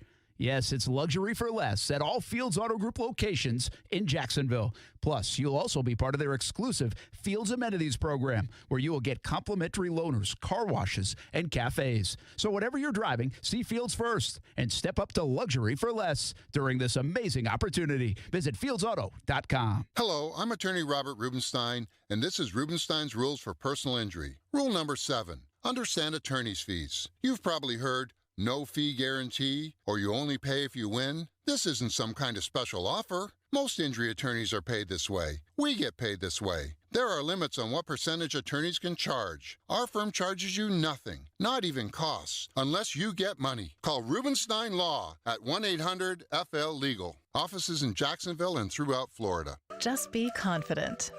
Just be valued. Just be totally zen. Community First makes smarter banking simple, easy, and convenient with better rates, fewer fees, and great digital tools so you can relax, confident that you're managing your money the right way, yours. Add an account today on your phone, tablet, or desktop at justbeyourself.com. That's justbeyourself.com. Community First Credit Union. Just be yourself. Federally insured by NCUA. Get mom the perfect gift at Macy's Mother's Day sale with an extra 25% off her favorite designers with your coupon or Macy's card. That's on top of already great deals like 35 to 55% off fine jewelry she'll love and 20 to 30% off handbags, accessories, and more great gift ideas. Plus, get your gifts even faster with same-day delivery powered by DoorDash. Now at Macy's.com. Savings off regular sale and clearance prices. Exclusions apply. Goodyear knows the importance of keeping momentum as you head down the stretch. Momentum starts with movement. It's pulled from the air like a contested rebound. Momentum builds with steals and fast breaks, and is proven by deep threes as the shot clock expires. Momentum is how we change the game, and now it's time to discover where it can take us. Goodyear, more driven. I'm Christine Lisi. Here's what's happening. Albert Pujols, a future Baseball Hall of Famer, designated for assignment by the Angels. Pujols, hitting $198 this season, is in the final year of his 10-year, $240 million contract with L.A. An ankle injury expected to sideline Lakers star LeBron James tonight against the Clippers and tomorrow against the Blazers. With the playoffs approaching, James being cautious with the ankle. The defending champs not good enough to go up against some of the best in the West this postseason, believes ESPN NBA analyst Jordan Schultz. They have a really good team on paper, but when you're talking about beating Utah, for example, in a prolonged series, or the Clippers, who are elite offensively, you're going to have to be able to score with these teams. So I'm concerned if I'm a Laker fan because I don't think you have really enough on either end, especially offensively, to keep pace with those elite teams. Jordan Schultz on the Max Kellerman Show. The Rangers hit with a $250,000 fine by the NHL after they called for the firing of Department of Player Safety head George Peros. He fined but did not suspend Capitals forward Tom Wilson for his actions in Monday night's game.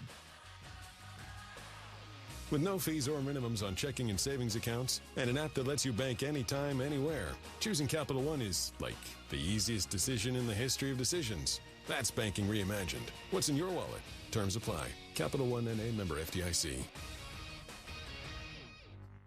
Broadcasting live from the ESPN 690 Anajar and Levine studios. Anajar and Levine Accident Attorneys. Call 904-600-4000. That's 904-600-4000. ESPN 690. Jacksonville's home for ESPN Radio.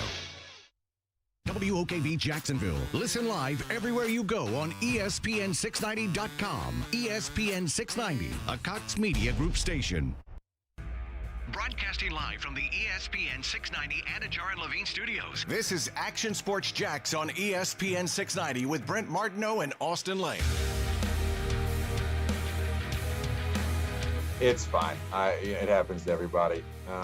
It's not a big deal, and I'm just happy that I got through. Honestly, I'm happy I went complete game. I was stuck in the 7th inning. That's the farthest I've gone so far. So to be able to go 8th and 9th I was happy with that. But to get a good no-hitter, I mean, I could care less that it wasn't a perfect game. That's interesting, right? John Means there from the Baltimore Orioles. Are you mad that you don't get the perfect game, or you're just ecstatic to get the no-hitter? And he's of the mindset, ecstatic to get the no-hitter. Who was the guy who just did it for the White Sox? He was the same way. He lost the perfect game with 2 outs in the 9th inning. So, listen, no-hitter's a no-hitter. Yeah. Perfect game would be absolutely great, but a no-hitter in the big leagues, it's pretty wild and good stuff, and kind of out of nowhere. Even he just said it. He was just trying to get through the 7th inning. I saw some sound with him. He said he didn't really have his changeup until later in the game. Yeah, and you find that a lot. I wonder how many. If you went back to look at the no hitters, which I'll also throw another stat at you. I saw. Okay. Thank goodness for the ESPN bottom line. Yeah, and so maybe you guys saw it too. Everybody out there. It's the 55th time in the history of the big leagues there have been at least 3 no hitters in a season. That was amazing to me. It's happened 55 times. They've been playing baseball for a long time. Yeah. But that seems like a lot. Yeah. No-hitter's not an easy thing to do. There are a lot of games being played, so I get it. 162 games times all the teams. But that surprised me a little bit. But if you go back in the annals and you take all the no-hitters, I wonder how many guys would say, yeah, man, I thought I had great stuff in the pen. Because I feel like every guy is like, yeah, I didn't even have that great stuff early on, or in the pen I didn't feel that great or whatever. And then, boom, no-hitter or a perfect game. I bet more people would say that. The percentage would play out that the guy says, I didn't even have my best stuff, or I didn't feel that great, and then all of a sudden it all clicked and it worked out. Well, and it kind of echoes the question, and it's a topic that I brought up today. What is going on in Major League Baseball right now in terms of batting averages and in terms of, the pitchers having the one up? Because I was reading some statistics. So through Wednesday night's action, we're officially, or this is according to Sports Illustrated, they're officially 18.6% of the way through of the season based on total games played. Right now, if they're going to acknowledge no-hitters and they didn't occur in the regular intervals, right now the MLB is on pace for 16 no-hitters this season. The record is 8. Really? Yes. Well, so that shows you that. Doubling the record. Okay. In terms of batting average right now, the league's batting average is on pace to be the lowest that it's ever been since 1908. Wow. So what's going on? I guess is the big question. I said this in relationship to, I think, quarterbacks recently. Major League Baseball went through a time in the, I want to say, let's just say it's around 2005, 2006, somewhere in there. Okay. So I think we're still in the steroid era at that time. I believe so. And if you had like a 4.5 ERA, you were getting paid $12 million a year. Sure. Like in the offseason, if you had like a 4.5 ERA, you were getting paid $12 million a year. I mean, it was like, that's unbelievable. 4.45 ERA now doesn't even get you in the starting rotation. It doesn't feel like. No. And so, obviously, the game corrected itself. They got off the roids, or at least policed it. But they also found something in the spin rate and the analytics of it all, and it's helped the pitcher. And also, the medicine of sports, meaning Tommy John is not a detractor anymore. It's not a career ender. In fact, sometimes a lot of guys come back even better because of the science behind it and how they can treat it. So, and I've told this story before, but if you talk to Major League people, they'll say they plan for a pitcher to have Tommy John in their projections, and it doesn't scare them off. Now, there are some injuries, I think, that will scare them off, but that one doesn't necessarily anymore. So I think, much like I said about the quarterback position, there are more good quarterbacks playing that spot than ever before. The masses, not just at the NFL level, but every level. So there's more to pick from, which automatically makes the play at the position better. Okay. I think there are more good pitchers across the planet than have ever been there before at the same time. Now, that doesn't mean it's the most dominant pitching era. It doesn't mean the greatest pitchers of all time are playing right now. I just think now the depth of pitching is ridiculously good, and it's also combining with an era of we don't care if we swing and miss because we're swinging for the downs. So you're saying where, before if you had like your third or fourth pitcher going, you weren't that confident as obviously the game day starter, but now it's to the point where the depth is so great, even the third, fourth, fifth pitchers are putting up some pretty decent numbers. I think they're putting up now. Like, I'm kind of saying that off. Yeah. I just think that's the way it is, well, and also it would allude to that obviously with. Yeah. Well, and I would say this as well.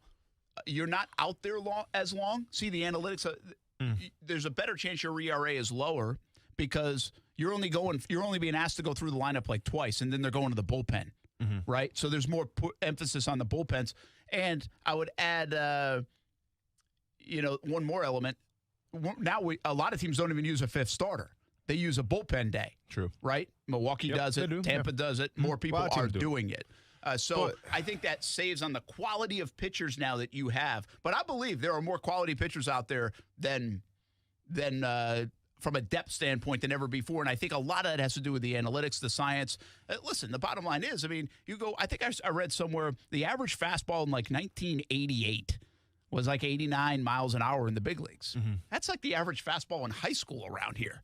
The average fastball in the big leagues has crept up so much. We have more guys throwing 100. So what does that say? That says science. That says the body is better than it's ever been. The athlete is better than it's ever been. But the science of pitching is better than it's ever been to increase that the spin rate, and also the MPH. There's a lot that goes into it, but I do believe we're living in a time where it's better than ever before. So those numbers on the no-hitters don't surprise me, especially you do have to marry it to the fact that hitters don't care if they strike out anymore. Like it's widely accepted for a hitter to strike out. Wade Boggs, Tony Gwynn, they would go a whole freaking season striking out 7 times. Like, nobody even wants that anymore. But I'm also surprised, though, when we talk about last year where you were setting records in terms of offense and home runs and all this stuff because the ball was juiced.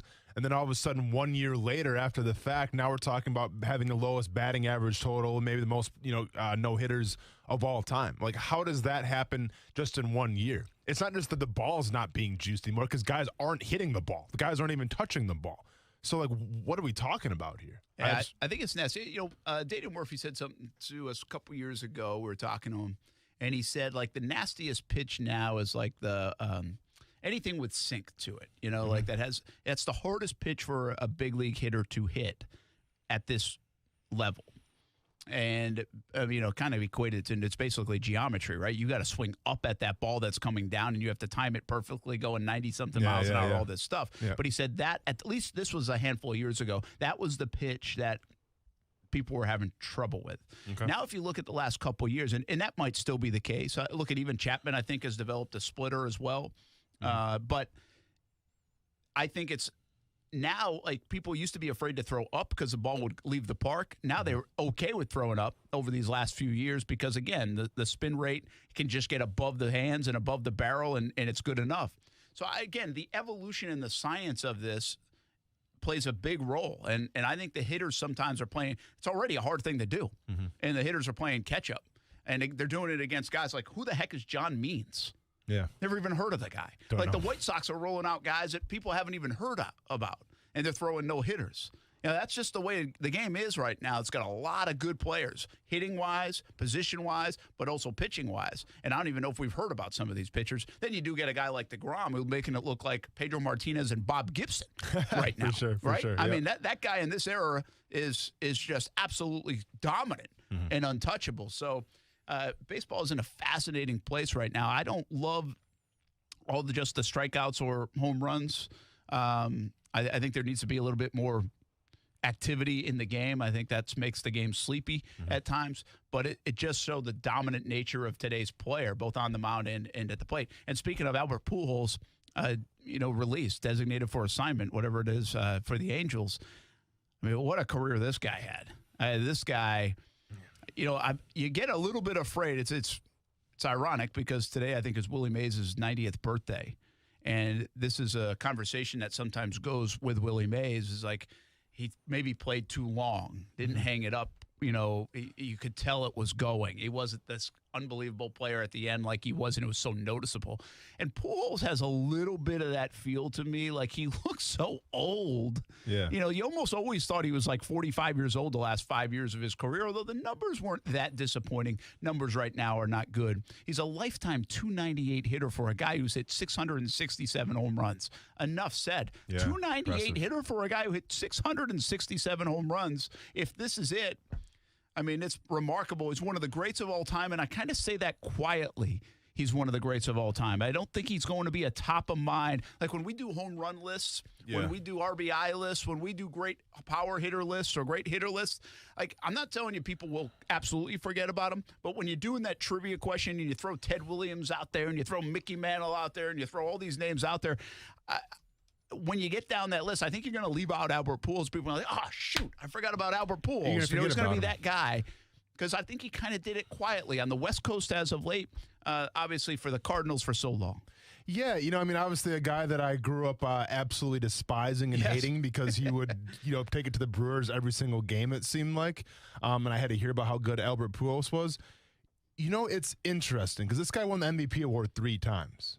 And, I feel like, I don't know. I don't know the guy personally, obviously. I never really saw a lot of interviews with Albert Pujols. He seemed to be more of just like a laid-back, casual baseball player. Like, I remember when, ESPN had the This Is SportsCenter commercial, and like they made him like as the Terminator. Like, he's like the machine, where it's almost like robotic of what he does. And I kind of always got that vibe from Albert Pujols. And it's interesting because take a guy like Big Papi, right? Ortiz. seems like a larger-than-life guy, right? He's got the nickname. He's got the fun-loving smile. Like, he's got this whole demeanor. Well, Albert Pujols, if you look at his numbers, dude, like, pretty impressive. But, like, I don't think he really had the personality. What is his nickname? Does he have a nickname, honestly? It's a good call.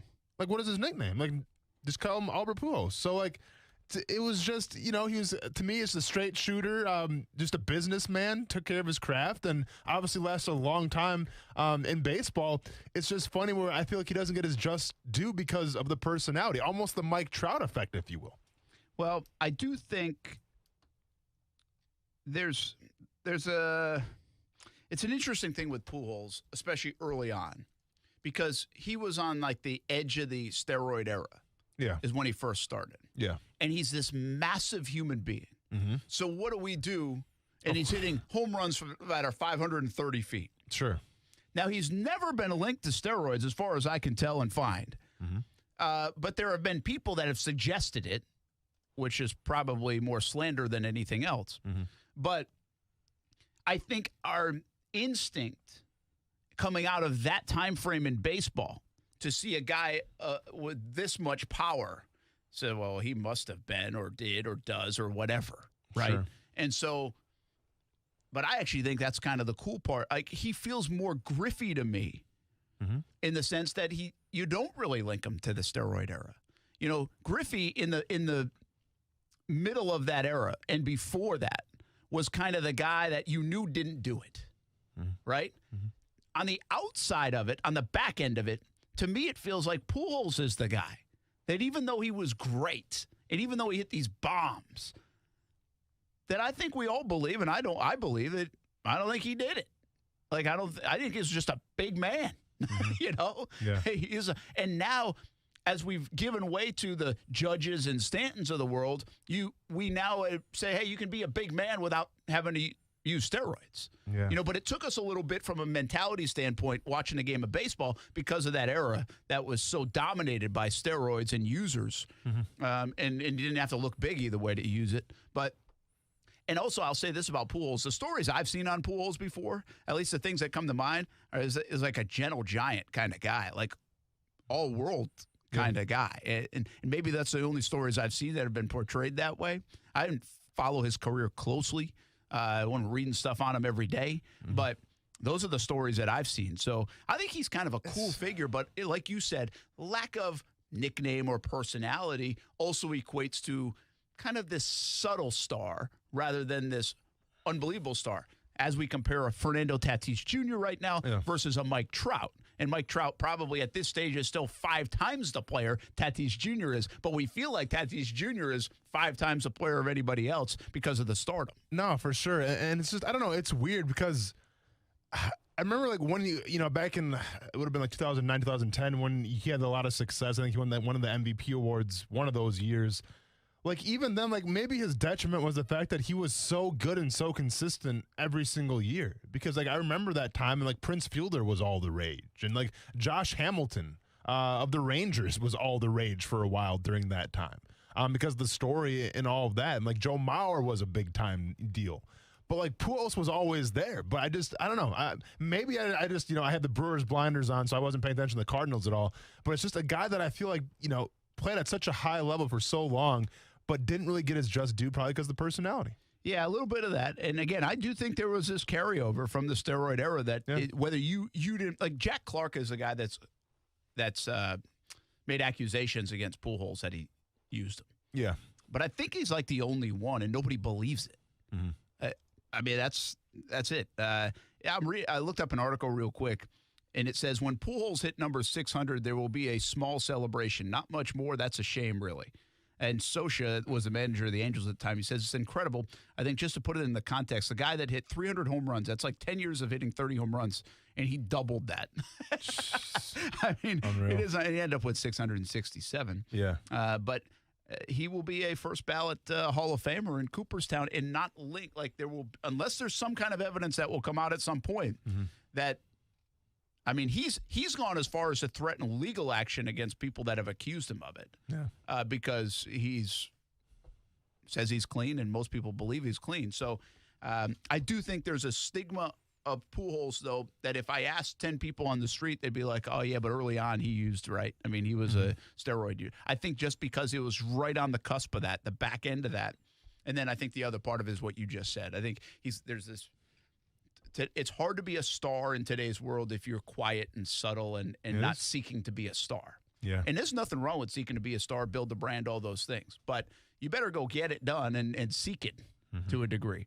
Or just be in a big market and that unbelievable. And he did play in St. Louis and now on the West Coast. So that's not New York. That's not Chicago. True. And heck, that's not really even L.A. these days because the Angels get But he also won some World out there Series, though, west. because of him as well. I mean, the guy's got some championships to show for it. He is in the conversation as one of the greatest hitters of all time. Yeah. When you hit 298 and 667 home runs, that is conversation for, like, great hitters of all time. Because guys don't do that. If you hit 660-something home runs, you're usually hitting like 265 for your career. He hit 298 in his career. He was like a 340 hitter many a times, raking out doubles and home runs. And the other part, the last part on Pujols, probably gone a lot longer than I thought I would on here. But, I mean, he looked like he needed a wheelchair half the time to get around the bases. Well, it's that stance he's in, man. That batting stance. I mean, just gonna not blow your anywhere hamstrings. close to, like, he looked like he was playing in a slow-pitch softball game. Yeah. Half the time. Yeah. He was not going to not gonna go stretch into a double or a triple or beat a throw somewhere. No, and he for just sure. couldn't move like that. I mean, it's not like he was this freaky athlete. Like today's athlete, Stanton and Judge, like they get around the bases too. I mean, they're not going to go steal 40 bases, but they can get around the bases even at their size. That was not him. Yeah. Pujols was he was closer to Prince Fielder than he was to any of like today's modern athletes. He was like this. And I think that's maybe why people appreciate him. He kind of did look like the guy that you could also see just hitting bombs at the slow pitch softball league on a Thursday That's true. night. You know? That's true. Yeah. Like I said, I didn't like him growing up. And for good reason. We're going to leave it. No, I mean, I respect him now, right? But as a time, being a Brewers fan, was not a fan of Albert Pujols. All right. Hey, let's take a break. We'll get it back to football and what else is going on in the world of the NFL and here at home. Jags do have a schedule now for their offseason conditioning. This thing took forever to come out. But that shows you the jockeying back and forth, what it means, what it does, how it will all play out for the Jags this offseason, and Trevor Lawrence. Trevor Lawrence is going to be an interesting offseason guy to watch because of the offseason shoulder and the surgery. How much will he do? How much growth can he make in these next couple of months, really 6 weeks or so? We'll talk about it when we come back. Action Sports Shacks on ESPN 690. Now, the First Alert forecast on ESPN 690. Scattered showers and a few storms from time to time today, diminishing by late afternoon with highs near 80 degrees. Cooler tonight, dropping into the upper 50s. Join me beginning at 5 p.m. for CBS 47 and Fox 30 Action News Jax from the First Alert Weather Center. I'm Chief Meteorologist Mike Burrish. The Weather Center is brought to you by Beards Diamonds, where now through Mother's Day, you can save thousands on that one-of-a-kind gift for mom. Smoked for hours, served in minutes. Now that sounds like good barbecue, and it is at Willie Jules in St. Augustine at Mirabella Crossing. Open 7 days a week. It's old school barbecue. Trivia night on Monday. Kids eat free on Wednesdays. Check out the Willie Jules app and catering for all of your events. Visit williejules.com and visit Willie Jules at Mirabella Crossing in St. Augustine. Old school barbecue, smoked for hours, served in minutes at Willie Jules. Need a good-paying job with a flexible work schedule and benefits? A1A Solar is looking for you. $70,000 is a reasonable first-year expectation. Seasoned reps can easily make six figures.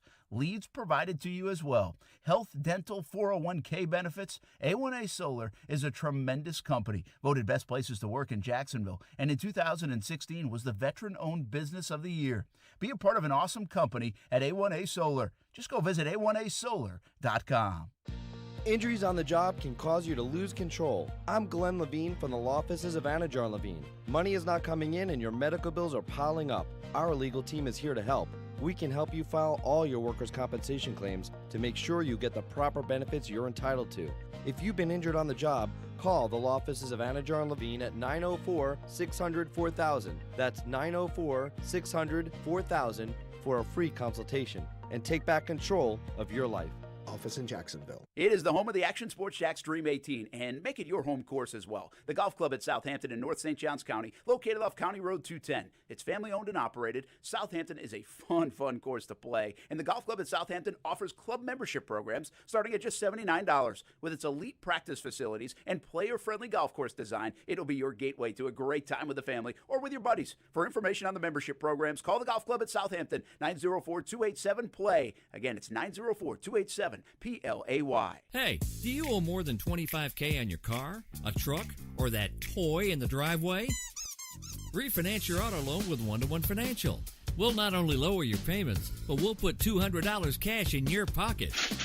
Plus, we have the lowest loan rates in town. Make some room in your budget and put more cash in your pocket. When you refinance with One-to-One Financial, Jacksonville's hometown credit union. Apply today at 121fcu.org. Federally insured by NCUA.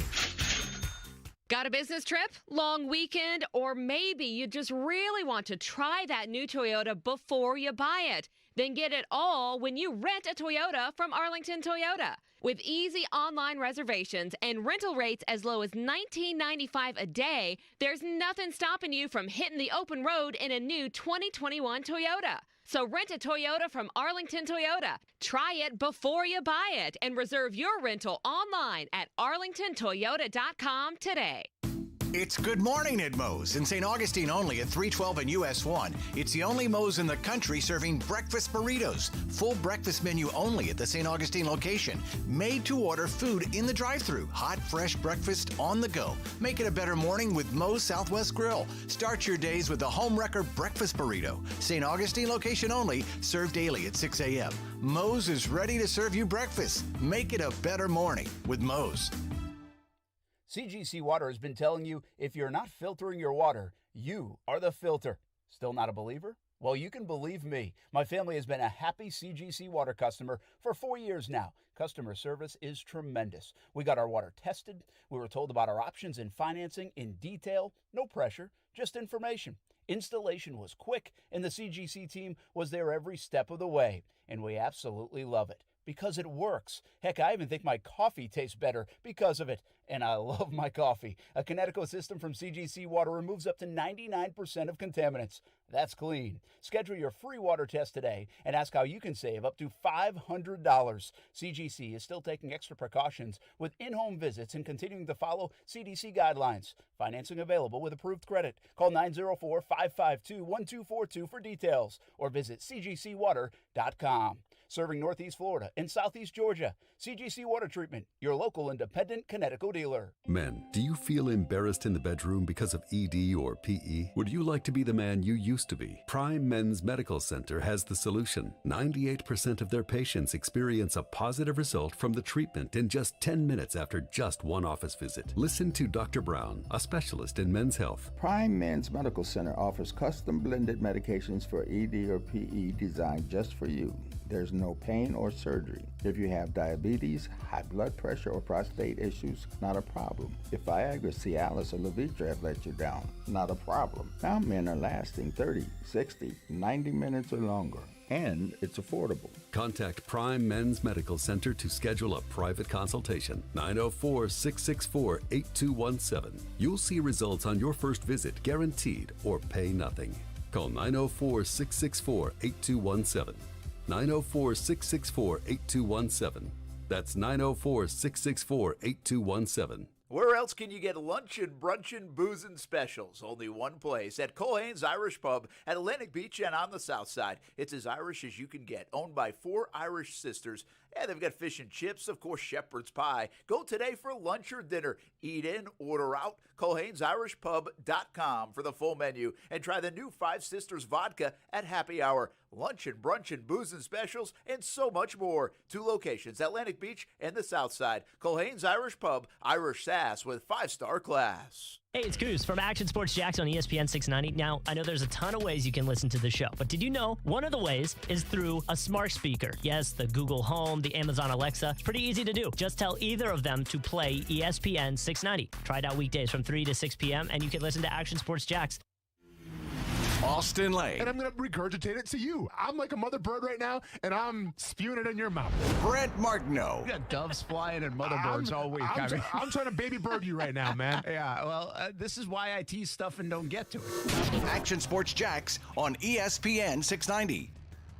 And the thing that we found that's real interesting is that other than Tom Brady, there really has not been a lot of quarterbacks that have, done some things multiple times. You know what I'm saying? And that's going back to the Super Bowl and winning the Super Bowl continuously. The next closest guy, obviously, is Peyton Manning. So you look at those other guys that have won Super Bowls in the last 20 years, and you sit there and say, wow, it's really about getting a guy that can manage a game, that doesn't make a lot of mistakes, and when he has to, can make a play. Other than Tom Brady, for the most part, you really sit there and take a step back and go, that's probably what you're really looking for. Because, again, if the rest of your pieces are in place, if the guys that give you an opportunity to win are where you need them, why not take the shot that we have?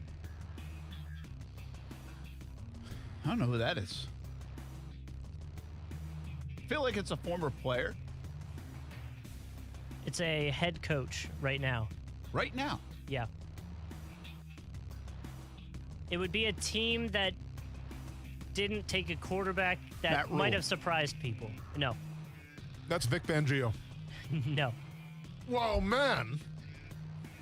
It might have surprised people. It didn't take a quarterback. It wasn't Sean Payton. I know his voice. Are you going Philly on us again? No, but actually same division. Giants? Ron Rivera. Oh, Rivera. That was Rivera. Yeah. Well, at least according to ESPN, unless they're lying to me. That was bad guessing by us. Can you play that again, please? Just a little. That was Ron Rivera? And the thing that we found that's real interesting is that other than Tom Brady, there really has not been a lot of quarterbacks that have, done some things multiple times. You know what I'm saying? And that's going back to the Super Bowl and winning the Super Bowl continuously. I thought Ron Rivera had some more gravel in his voice. By the way, is that a good outlook? Like, are they basically saying we need a game manager not to make mistakes to win the Super Bowl? I mean, is that what Ron Rivera just said? Like, if you're Washington, are you cool with that? I mean, the defense did deliver last year. Brent, if I'm watching right now, I trust Ron Rivera. You wouldn't? I trust him more if I had a quarterback I liked. Hey, I get it. I I believe they've done a very good job, yes. Yeah. I believe they also got very lucky last year that they made the postseason. Well, they did. They didn't have to go 500, man. Here we go. Yep. They had this great defense, and we talk about their defense like it was the Chicago Bears of '85, and they didn't even win. They didn't even go 500. What are the chances they go back to the playoffs this year? Like, do you not good? Yeah. No, I mean, because the Cowboys, right? Yeah. And maybe the Giants. Oh, Brent's on the. I mean, hey, Brent's on the. I mean, Brent. They had the second best team defense in the NFL last year. Pretty good. Pretty good, though. It's good defense. Okay. Well, it's pretty good. If you're number 2 in the NFL, pretty good. How many points a game they give up? 20.6. 20.6. That gets you second best in the league now. Well, no, I mean, team defense is more than just points per game. Total yards they go off. Yeah. I don't got to tell you, man. You know this stuff. Come on. But my point is, Ron Rivera, pretty good coach. I think Ron Rivera's doing a good job. Remember when I you wanted Ron Rivera? Yes. Remember when I campaigned for him? You did. Remember when I had my T-shirts and my buttons saying Ron Rivera for Jaguars? I'd rather have Urban Meyer now and Trevor Lawrence than I would Ron Rivera. Let's just say that. Okay, we'll see. I mean, Ron Rivera basically just said, "Hey, if I had a chance to take Trevor Lawrence, I probably wouldn't have." Friend, I mean, you're gonna misconstrue that guy's words, and it's okay. He's not an offensive-minded guy, all right? He's talking like a defensive-minded guy, and that's okay. That's okay. Pretty good defense, though. Pretty good coach. Actually, great coach. Who do they have on their quarterbacks again? Doesn't matter because they have a great defense. Heineke? Doesn't matter. Who needs a muffler endorsement? Is Heineke still a thing? Yeah, it's got to be. Yeah. I don't know. Maybe COVID hit him hard. I don't know. I hope they're still in business. Cut the check. Heineke and Fitzpatrick. Yeah. Not confident? No. Brent, you got a defense. No. Kyle Allen's there, too, I think. Oh, Kyle Allen. Yeah, great. You gonna sleep on Kyle? Yeah, all right. I mean, Brent, they were picking 19. They didn't think they needed to move up to go get a next quarterback. I mean, and that's okay. I'm disappointed in you, that's my friend. Okay in this quarterback cycle? First of all, it's not okay. All right, so we're on the same page there. Okay, I agree with you there. But I'm very disappointed in you, Brent. I'm very disappointed, man. How long we hung out now? You should know this by now. Go back to 2017. You had Blake Bortles at the helm. Run the ball and stop the run. AFC Championship game. You had Blake. That's not what I sound like. You sound like my wife trying to make fun of me because she always does this too. Oh, I don't sound like that. All right, I'm different. But yo, Adrian. Okay. Wow, man, Rocky. You gonna go Rocky on me? Is that disrespectful? No, I think that's a compliment. Is that a compliment? Sounding like Rocky? I don't think it is. If someone compared my voice to the Rocky voice, I would take it as a Rocky compliment. and Bullwinkle for you, not Rocky Balboa. Anyways, my point is, Brent, is sometimes you need Blake Bortles and a good defense to get to the AFC Championship game. Okay, maybe Washington's got that kind of defense. Maybe Chase Young takes another step forward. But I get it. Yes. And once again, I agree with you here. Yes, I would like a quarterback upgrade, but I think he's going to rely on the defense. Well, he's got to have to. He doesn't have a quarterback. Okay. Well, you're going to doubt Ryan Fitzpatrick? Yes. Okay. 39-year-old Ryan Fitzpatrick. Well, would you have rather had Ryan Fitzpatrick or Alex Smith in Washington right now? Alex Smith. Are you just saying this? Or are you okay? That's an easy question for you? Yeah. Okay. I disagree. Listen, Fitzpatrick's good for what he is, but I mean, Alex Smith, I think, has a chance to be. I mean, after watching the health and stuff be okay, I think he's better. Yeah, okay. I think I'd rather have him. I'd feel better about my football team if I had Alex Smith. Now I understand the dollars and was it worth it with the injuries. I'm not giving them a hard time for letting go of Alex Smith.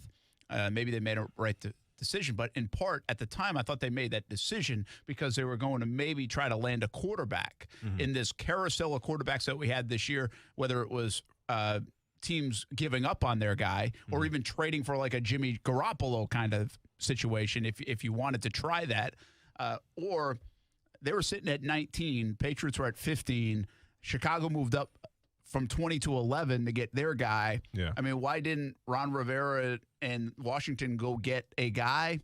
Maybe they just didn't value him very much, but it seems like an odd year not to go get a quarterback when you don't really have one. Yeah. I mean, Denver's done the same. I mean, they do end up going to get Teddy Bridgewater, and I probably feel better about Teddy Bridgewater in Denver than I do about Washington's quarterback situation. But do you feel like they're a big Kyle Allen, like Ron Rivera's a big Kyle Allen guy, though, too? Because keep in mind, Kyle Allen came in for Cam Newton, Rivera's last year there. Yeah, and they went with Kyle Allen. So maybe he buys into him? Yeah. I don't know. He might. Yeah. He might. Listen, Fitzpatrick's solid fine. run game, though. Antonio Gibson, J.D. McKissick, and you're going to stop the run as well? Oof. Fitzpatrick's fine enough to kind of hold over whatever. And I'm not saying if they got Mac Jones or Justin Fields that those guys would be able to deliver better than even a Fitzpatrick right now. But that's an odd view or an odd reasoning when you had opportunity most likely to make a move. And maybe they tried, it just didn't fit. But if you had opportunity to move and go get a guy that you can now rely on and have for the next however 5, 8, 10 years, I think Washington was one of those teams that were in play to do that and kind of just stood pat. They didn't do anything. Like, I think that would be frustrating as a Washington football fan because I do feel good about my defense. Yeah. And so where's the window, right? Correct. I mean, how long they're a young defense, so maybe it stays for a long, long time. And Ron Rivera's a defensive guy, and Jack's good, obviously, on the defensive coordinator position. So maybe they're going to be good for a long time at defense. But I would say when you're second best defense in the league, you're probably not going to stay there every single year. So there's a window of opportunity right now in a weak division to take a step. I think other teams in that division took a step. I think the Giants had a good draft. I think Dallas got their defense better, and they get Dak back. Philly's not there, but I don't know if Washington did a whole lot that got me excited about taking a step from an under 500 playoff record. You know what Washington did? They run the football, and they stop the run. And I'm going to tell you right now, Brent, and Kuz, go ahead and make this a button if you want. You better hope that Washington doesn't go to the playoffs this year.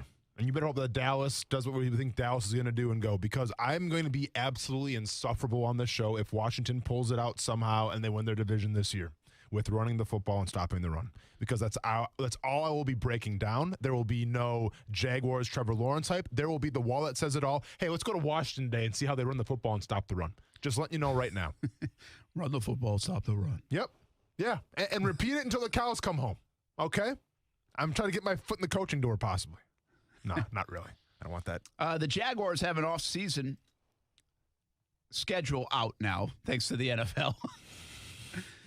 April 19th, which is long past us, to May 14th, no on-the-field work. They're in phase 1 currently. Yeah. May 17th to the 21st, limited on-field work. Okay. May 24th to June 18th, I'm throwing a lot of numbers at you, people, I know. More on-field work up to 10 OTAs. So basically, okay, so let's get down to the nitty-gritty of this. Phase 3, May 24th, which is later this month, into 2.5 weeks into June, they can go up to 10 OTAs. Okay. So we have 10 OTAs and then a mandatory mini camp. I mean, most importantly for us, what can we go to and what can't we go to? Probably those, I would suspect, although I don't know. Okay. We haven't been granted that yet. Now, I believe there's also a rookie mini camp I saw coming up 14th, 15th, 16th of May, so middle of this month. Okay. Couple questions here. Mm-hmm. What's Trevor Lawrence and the offense going to get out of this? We don't know completely what he'll be able to do. I would assume he won't be. We saw him throw it a little bit with Jordan Palmer, but I don't know if they're going to ask him to do a whole heck of a lot from a throwing. So how valuable is this stage to the offense and especially to the number 1 overall pick, Trevor Lawrence? I think from Trevor Lawrence, probably not that much because I feel like they're going to slowly bring him along. Like, I don't think you put Trevor Lawrence out there on the practice field unless both shoulders are 100%. I don't care if it's his non-throwing shoulder or not. So maybe he goes in for like some handoffs and stuff like that, but I don't see him being very active. And especially in these OTAs, like they're not the most active practices anyways. From ETN, obviously he gets acclimated a little bit, but to me, it's all about the mental part of it. It's the start of implementing your offense, right? Because I don't care where you come from in college. I don't care how prestigious your university is. It's going to be different. This Urban Meyer offense is going to be different than what Trevor Lawrence and Travis Etienne are accustomed to. Really, this whole team is accustomed to.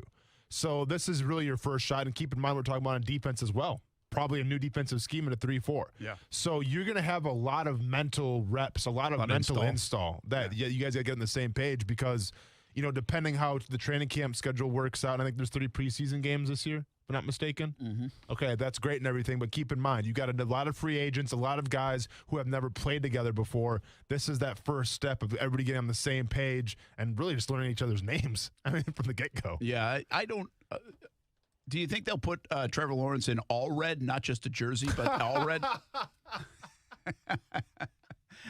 I would. Red pants? Red pants, red spikes. Red pants, red everything. Red helmet. They might. Yeah, Jaguar red helmet. I would. Hey, what do they call the NFT? That'd be one hell of an NFT. Is that what it's called? NFT, yeah, you got it, man. Yeah. That'd be one heck of one right hip, there, right? You're young, absolutely. Yeah. Adidas just put one out, by the way, right? They got one going right now with Trevor Lawrence. But if you put them in all red, that's a good NFT opportunity for the Jags. No, that's an awesome theory. Now, the more likely question is, do you think that you get through the gates for the first practice to the media? Because is Trevor Lawrence going to say something said, no, this guy's been to my hometown. He's talked to my mayor.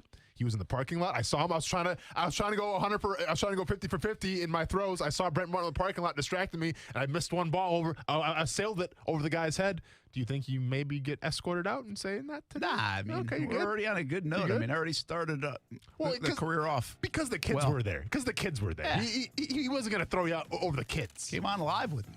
Did he really? Yeah, it was live at noon on CBS 47. Trevor Lawrence, via Brent Skype? Martineau. What do you mean? Well, when you interviewed him, right? At the stadium. Yeah, in front of the kids. Yeah, so what? Well, I mean, come on, it's the brand. He's not going to get after you in front of the kids. At least I didn't ask him if I wanted to catch his first NFL pass. That guy got eviscerated, as he should have. I didn't know who that guy was, and I apologize. It's all good fun. But, okay, real talk, though, because you're in the business. Was that staged? The question? The question that guy asked him, yes, it was staged? You think so? Oh, well, do you mean like that Trevor thought it was? No. I think he sincerely asked. But okay, but it wasn't staged. No. Okay. Like, I don't think Trevor. You saying staged like Trevor knew it was coming? Yes. No, I don't think so. Really? Oh yeah, I don't think so. Huh? No, I think it was just. So listen, that in guy our business, people want reporters and everybody. And by the way, that's probably not even his fault. It was probably some producer that said, "Hey, Sifo, go. You can go catch his first pass." Sure. That was probably what it was. And they're like, "We want a TV moment right here." Okay. You know how excited they get down there for that stuff. There's TV moment. Here it is. What was the guy's name for that? Shot. What was that guy's name, by the way? Sorry, I don't. Palmer. Okay, Palmer. I'm just saying, if you would have pulled the Palmer and asked Trevor Lawrence your first interview if you can catch the first pass and he does that to you, I'm going to have a hard time coming into work the next day. All right, I'm going to distance myself from you as much as possible because I would be so embarrassed for you. Just saying. Hey, I talked to somebody yesterday about what's going on inside the building at Jags headquarters. It's very interesting. I'll share some of it with you next. Action Sports Jax on ESPN 690. ESPN 690 SportsCenter update. Happy Thursday. I'm Jake Mitchell. The Jaguars have done a little house cleaning and fired 4 members of the scouting and personnel department, including one who's been there since the beginning of the franchise. Andy Dingler, who is the assistant director of player personnel, Chris Driggers, director of pro personnel, Mark Ellens, director of college scouting, and Paul Roel, assistant director of college scouting, were all let go on Monday, as all part of a team overhaul by coach Urban Meyer. Speaking of college football, the post-spring rankings are in, and no surprise, Alabama is number 1, but UF is in the top 25 at number 13. Don't forget tonight, the Jumbo Shrimp continue their series with Norfolk at 1-1 Financial Ballpark. Game time is 6:50 with first pitch at 7:05. And the game will be right here on ESPN 690 or stream on ESPN690.com. This SportsCenter update is brought to you by Morgan & Morgan. Morgan & Morgan, for the people.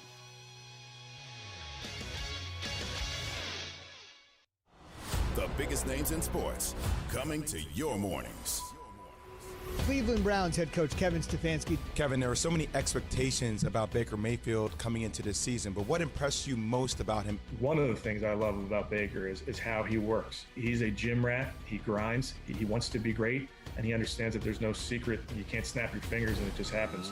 The biggest names in sports every morning with Keyshawn, J. Will, and Zubin on ESPN Radio.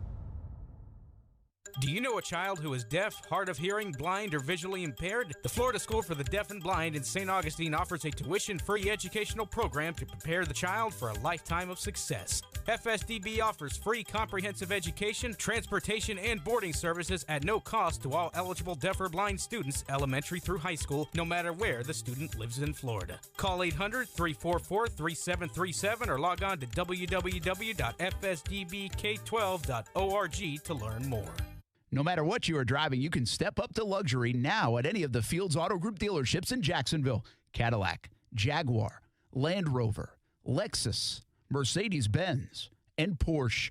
Yes, it's luxury for less at all Fields Auto Group locations in Jacksonville. Plus, you'll also be part of their exclusive Fields Amenities program, where you will get complimentary loaners, car washes, and cafes. So whatever you're driving, see Fields first and step up to luxury for less during this amazing opportunity. Visit fieldsauto.com. The Jacksonville Auto Show is back. Celebrate one of the First Coast's premier events, May 7th through 9th at the Prime Osborne Convention Center. Check out the hottest 2021 models, ride and drives, classics and exotics, and even historic military vehicles. Everything sanitized in a safe and clean environment. The Auto Show Mother's Day weekend, May 7th through 9th. Free parking from 5-Star Credit Union. Discount coupons at gate gas stations. Tickets available only online at jacksautoshow.com. Oh, pollen season is still hanging around. I'll take care of my allergies, but who's going to take care of keeping my truck clean? I've been going to Prime Car Wash, full service interior and exterior. And while you wait, spacious lounges, even child-friendly lounges, Starbucks coffee, iPads, Wi-Fi. Before you know it, your car or truck is cleaned. I went to the Beach Boulevard location, and there's one on San Jose as well. Give it a try. You can even get a membership. Let Prime Car Wash take care of your vehicle. Prime Car Wash. Clean inside, clean outside. I'm Rochelle Stoddard, president of Berman Brothers and Rubin Ironworks. The skills and relationships I've built through the Jacksonville Women's Business Center were essential as we succeeded in keeping all 70 of our employees on the payroll during the COVID-19 pandemic. Through the Athena PowerLink mentoring program, we had experienced professionals helping us navigate 2020. Jack's Chamber and the Women's Business Center are in our corner, making us stronger in these difficult times. For more information, please visit jackschamberfoundation.org. Hello, I'm a unicorn. Yes, one of those. Everyone's trying to find me, but most can't, unless they're ZipRecruiter. If you've hired before, you understand it's quite hard to find a unicorn. You know, someone who's perfect for your role. So how does ZipRecruiter do it so quickly? ZipRecruiter's technology matches your job up with the right people for your role and invites them to apply, so you get brilliant candidates fast. Try ZipRecruiter for free at ZipRecruiter.com/hire. That's ZipRecruiter.com/hire. Hey everybody, this is Brent Martineau. Social distancing doesn't mean disconnecting. If you're working from home or just steering clear of coworkers, keep tabs on the world of sports and Action Sports Jacks on your smart speaker. Tell your Amazon Echo or Google Home to play ESPN 690. Yeah, honestly, just felt like we got behind early. After the milk spill and the marker on the wall, we just felt like we were playing catch up the rest of the day. Right before you went to the store, you called a timeout. Was there an attitude change after that? Yeah, it felt like we were losing our heads there for a minute, so we wanted to just calm things down and get back to the basics. Did you ever find your keys? No idea where they are. You gave them a snack half hour before dinner. Was that planned? No, lost track of time. 3 bites at dinner. That's on me. That's pretty funny. That was a little TikTok video Kuz found. Yeah, it's on Twitter today. In dad being interviewed, basically like he's at a news conference, but it's about being a dad. Yep. We can all relate. You better believe it. Not all of us, Kuz, but Yeah, I can't. Yet. Yeah. Did you have some moments as a dad that you wouldn't want to share? But you don't have to share, but I'm just saying, like. It's a weird way to phrase it. Of course, man. Yeah, every dad's been there, feeling overwhelmed. Feeling like you don't want to do the press conference. Feel like your wife's going to give you the pink slip and say, hey, coach wants to see you. Bring your playbook, all that stuff. Of course, I've been there. But, in the Lane household, we're super competitive. And if we're keeping score, which I do, my son's been to the hospital twice with my wife watching him. And you know how many times he's been to the hospital with me? 0. So I'm winning that conversation. And I'm winning that battle.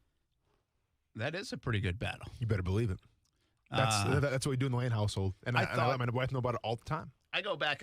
There were 2 instances because I watched kids a lot in the first 2 years. Steph was teaching, and my schedule was I'd go in the early afternoon. So before we dropped them off to a babysitter for an hour in between the little gap there, and so I had. There were 2 moments. There was one Kaylee totally fell off the high chair.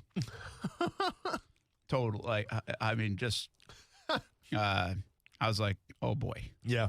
Just kind of climbed out of that thing and flipped over that thing. Yeah. Luckily, we had linoleum or vinyl or whatever it is, flooring. Sure. And not ceramic tile. Okay.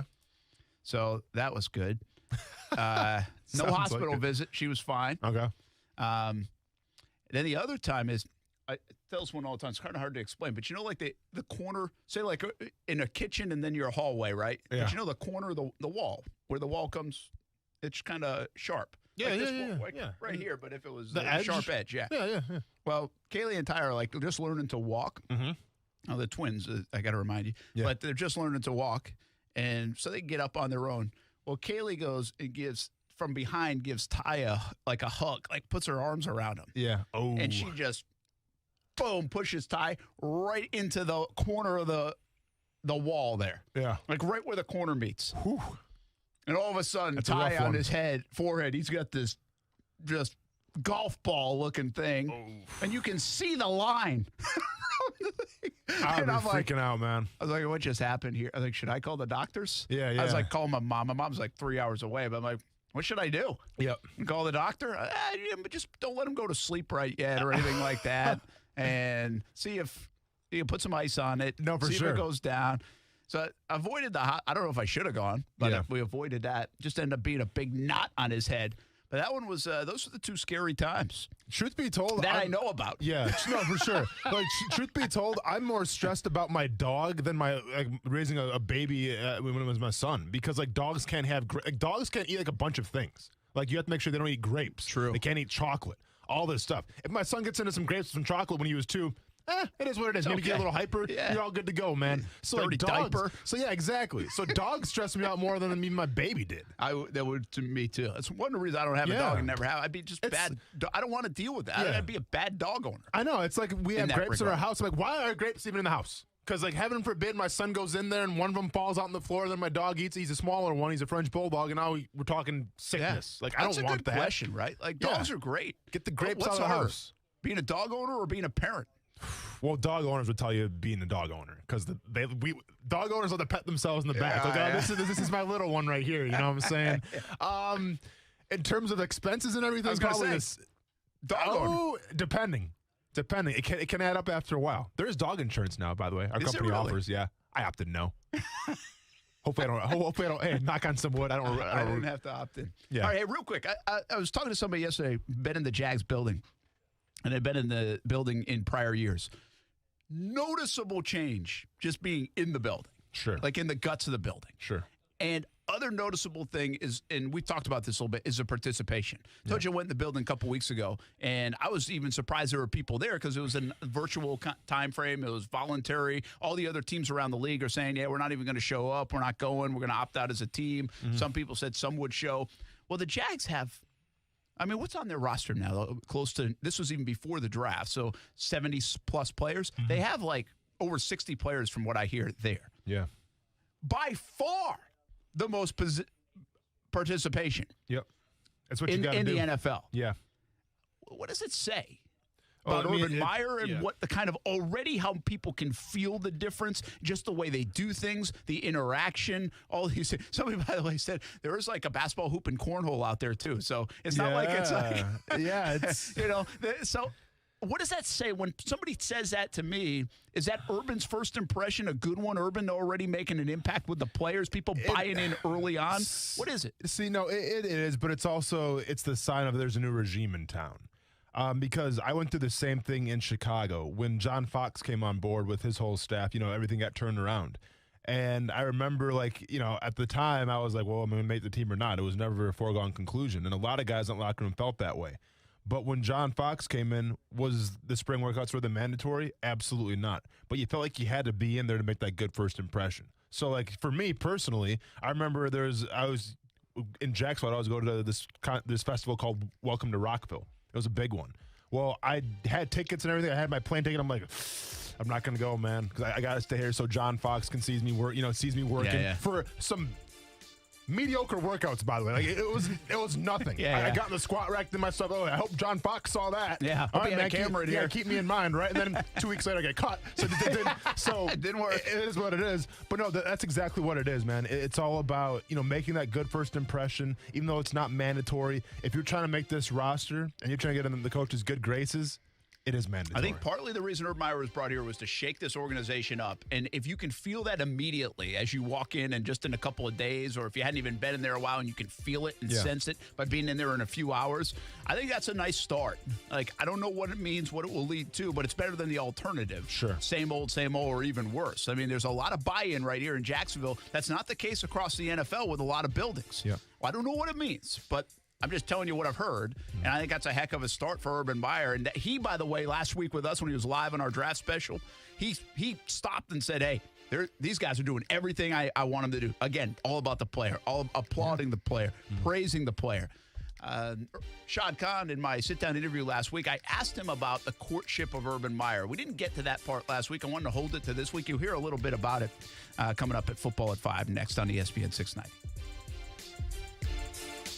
Shred your goals this year with the new Metabolism Boost Banana Passion Fruit Smoothie from Smoothie King. At only 240 calories and 14 grams of protein per 20 ounces, this crave-controlling meal smoothie has non-GMO whole fruits, naturally derived caffeine, and absolutely no syrups. Or try strawberry pineapple or mango ginger. Start your healthier habit and order online at smoothieking.com. Now for pickup or delivery at any of the Jacksonville area locations. Smoothie King, rule the day. There is a taste of the islands in every drop of Vida de Luis tequila, imported directly from Tequila, Mexico to Jacksonville Beach. Vida de Luis is the only locally owned tequila in Jax Beach. Support local and try Vida de Luis. Award-winning, smooth, all natural, no aldehydes or additives, which means wake up feeling good the next morning. Find out where you can pick up a bottle of Vida de Luis, Blanco, Reposado, or Añejo. Just visit VitaDeLuis.com. Support local and taste the islands in every drop. Goodyear knows the importance of keeping momentum as you head down the stretch. Momentum starts with movement. It's pulled from the air like a contested rebound. Momentum builds with steals and fast breaks, and is proven by deep threes as the shot clock expires. Momentum is how we change the game, and now it's time to discover where it can take us. Goodyear, more driven. It's time for some straight talk. Sure, saving money feels good, but cutting your wireless bill in half, that feels really good. like walk-off home run in the 9th inning kind of good. Okay, maybe not that good, but pretty darn good. With Straight Talk, you can get 25 gigs of high-speed data for $45 a month, up to 50% less than the other guys. Plus, no contract. All on America's best networks. Why pay a whole lot when you could pay half? Straight Talk Wireless. No contract, no compromise. For the ones who get going when the going gets tough. And the ones who know we're tougher together. For the Pathfinders breaking new ground. Grainger offers supplies and solutions for every industry, as well as fast access to experts and 24/7 customer support. Because we know you have people depending on you, so you can always depend on us. Call, click Grainger.com, or just stop by. Grainger, for the ones who get it done.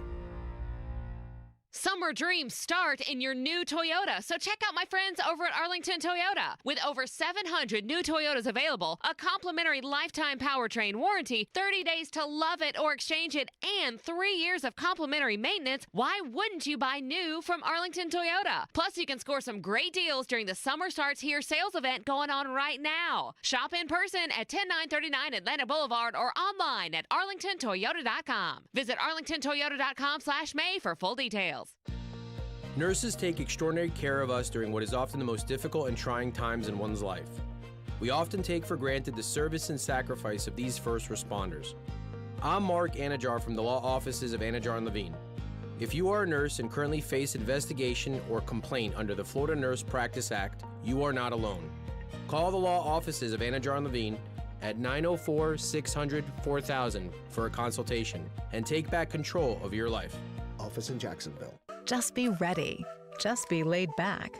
Just be confident. Whether you're looking to buy, refinance, or fix up your home, or for a new car to get there, count on Community First for low rates and fast answers. We make smarter borrowing easy and convenient, so you can relax, knowing you've got a loan that fits your life and your budget. Apply today at justbeyourself.com. That's justbeyourself.com. Community First Credit Union. Just be yourself.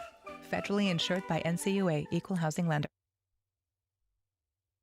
Christine Lisi, breaking news. In addition to the NHL fining the Rangers for their calling of the firing of Department of Player Safety head George Peros for not suspending or fining Capitals forward Tom Wilson for his actions Monday, the league has suspended Rangers forward Pavel Buchnevich a game for a high-sticking incident last night. Nets guard James Harden says he's very confident he'll return from a hamstring injury before the playoffs begin. He, Kevin Durant, Kyrie Irving have only played 7 games together this season, partly due to injuries, and health is just one potential issue for Brooklyn this postseason, explains ESPN's Brian Windhorst. Historically, the playoffs, you have to play some level of defense, and the Nets are better on defense than a lot of people, including me, thought they would be when they put this team together, but the cohesion that they've lacked in playing and getting reps together to get some defensive chemistry, I think, is going to come right down to it along with health, because at some point, I promise you, they're going to have to get a few stops to win a big playoff game. The Angels designated future Hall of Famer Albert Pujols for assignment. Pujols hitting just .198 this season in the final year of his 10-year contract. The next generation of paint protection is here. New 303 graphene nanospray coating will provide up to 12 months of professional level protection, insane water beating, and jaw-dropping shine with one simple application. Visit 303radio.com for more information. Broadcasting live from the ESPN 690 Anajar and Levine studios. Anajar and Levine Accident Attorneys. Call 904-600-4000. That's 904-600-4000. ESPN 690. Jacksonville's home for ESPN Radio. WOKV Jacksonville. Listen live everywhere you go on ESPN690.com. ESPN 690, a Cox Media Group station. Broadcasting live from the ESPN 690 Anajar and Levine studios. This is Action Sports Jacks on ESPN 690 with Brent Martineau and Austin Lane.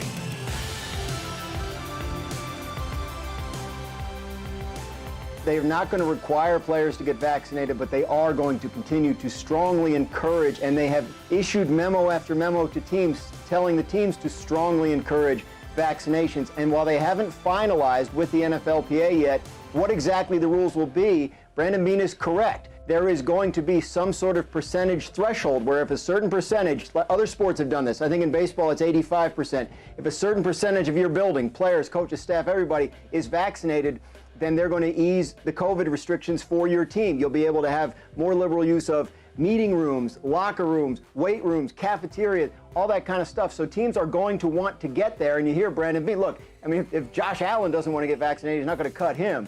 But if it's a guy who's kind of on the borderline on the roster, you could absolutely see it happening. These teams are dying to get back to some sense of normal as quickly as possible. Is that Graziano? Ooh. Yes. Hey, I wasn't fully confident. Nice, man. My gosh, if we get a score of this stuff, I would be.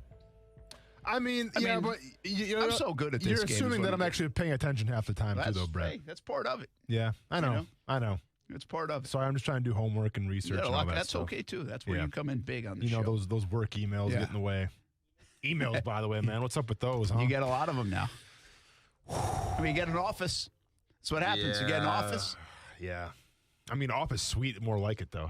Have you stopped by it? I haven't seen you stop by the office, man. No. Yeah, in fact, there'll probably be some pranking stuff going on. Well, and Watch that's out fine. when you open the door. But I was going to bring up the point where, we're talking about getting the families together one time and hanging out. Let's go meet my office because it's big enough. All right, we can put up a grill in there. We got the fridge in the lunchroom, and let's go ahead and meet my office, man, because it is that big. By the way, is this what Lou Albano wore? What is what is this? Oh no, that's just me. I don't know, messing around. Yeah, this is your way of doodling with a it's an elastic. Yep. Yeah, I took a rubber band and I put a tack and a in push pin. Yes, exactly. That's what we're doing, Brent. You know what's this one bad thing about you in this office? What's that?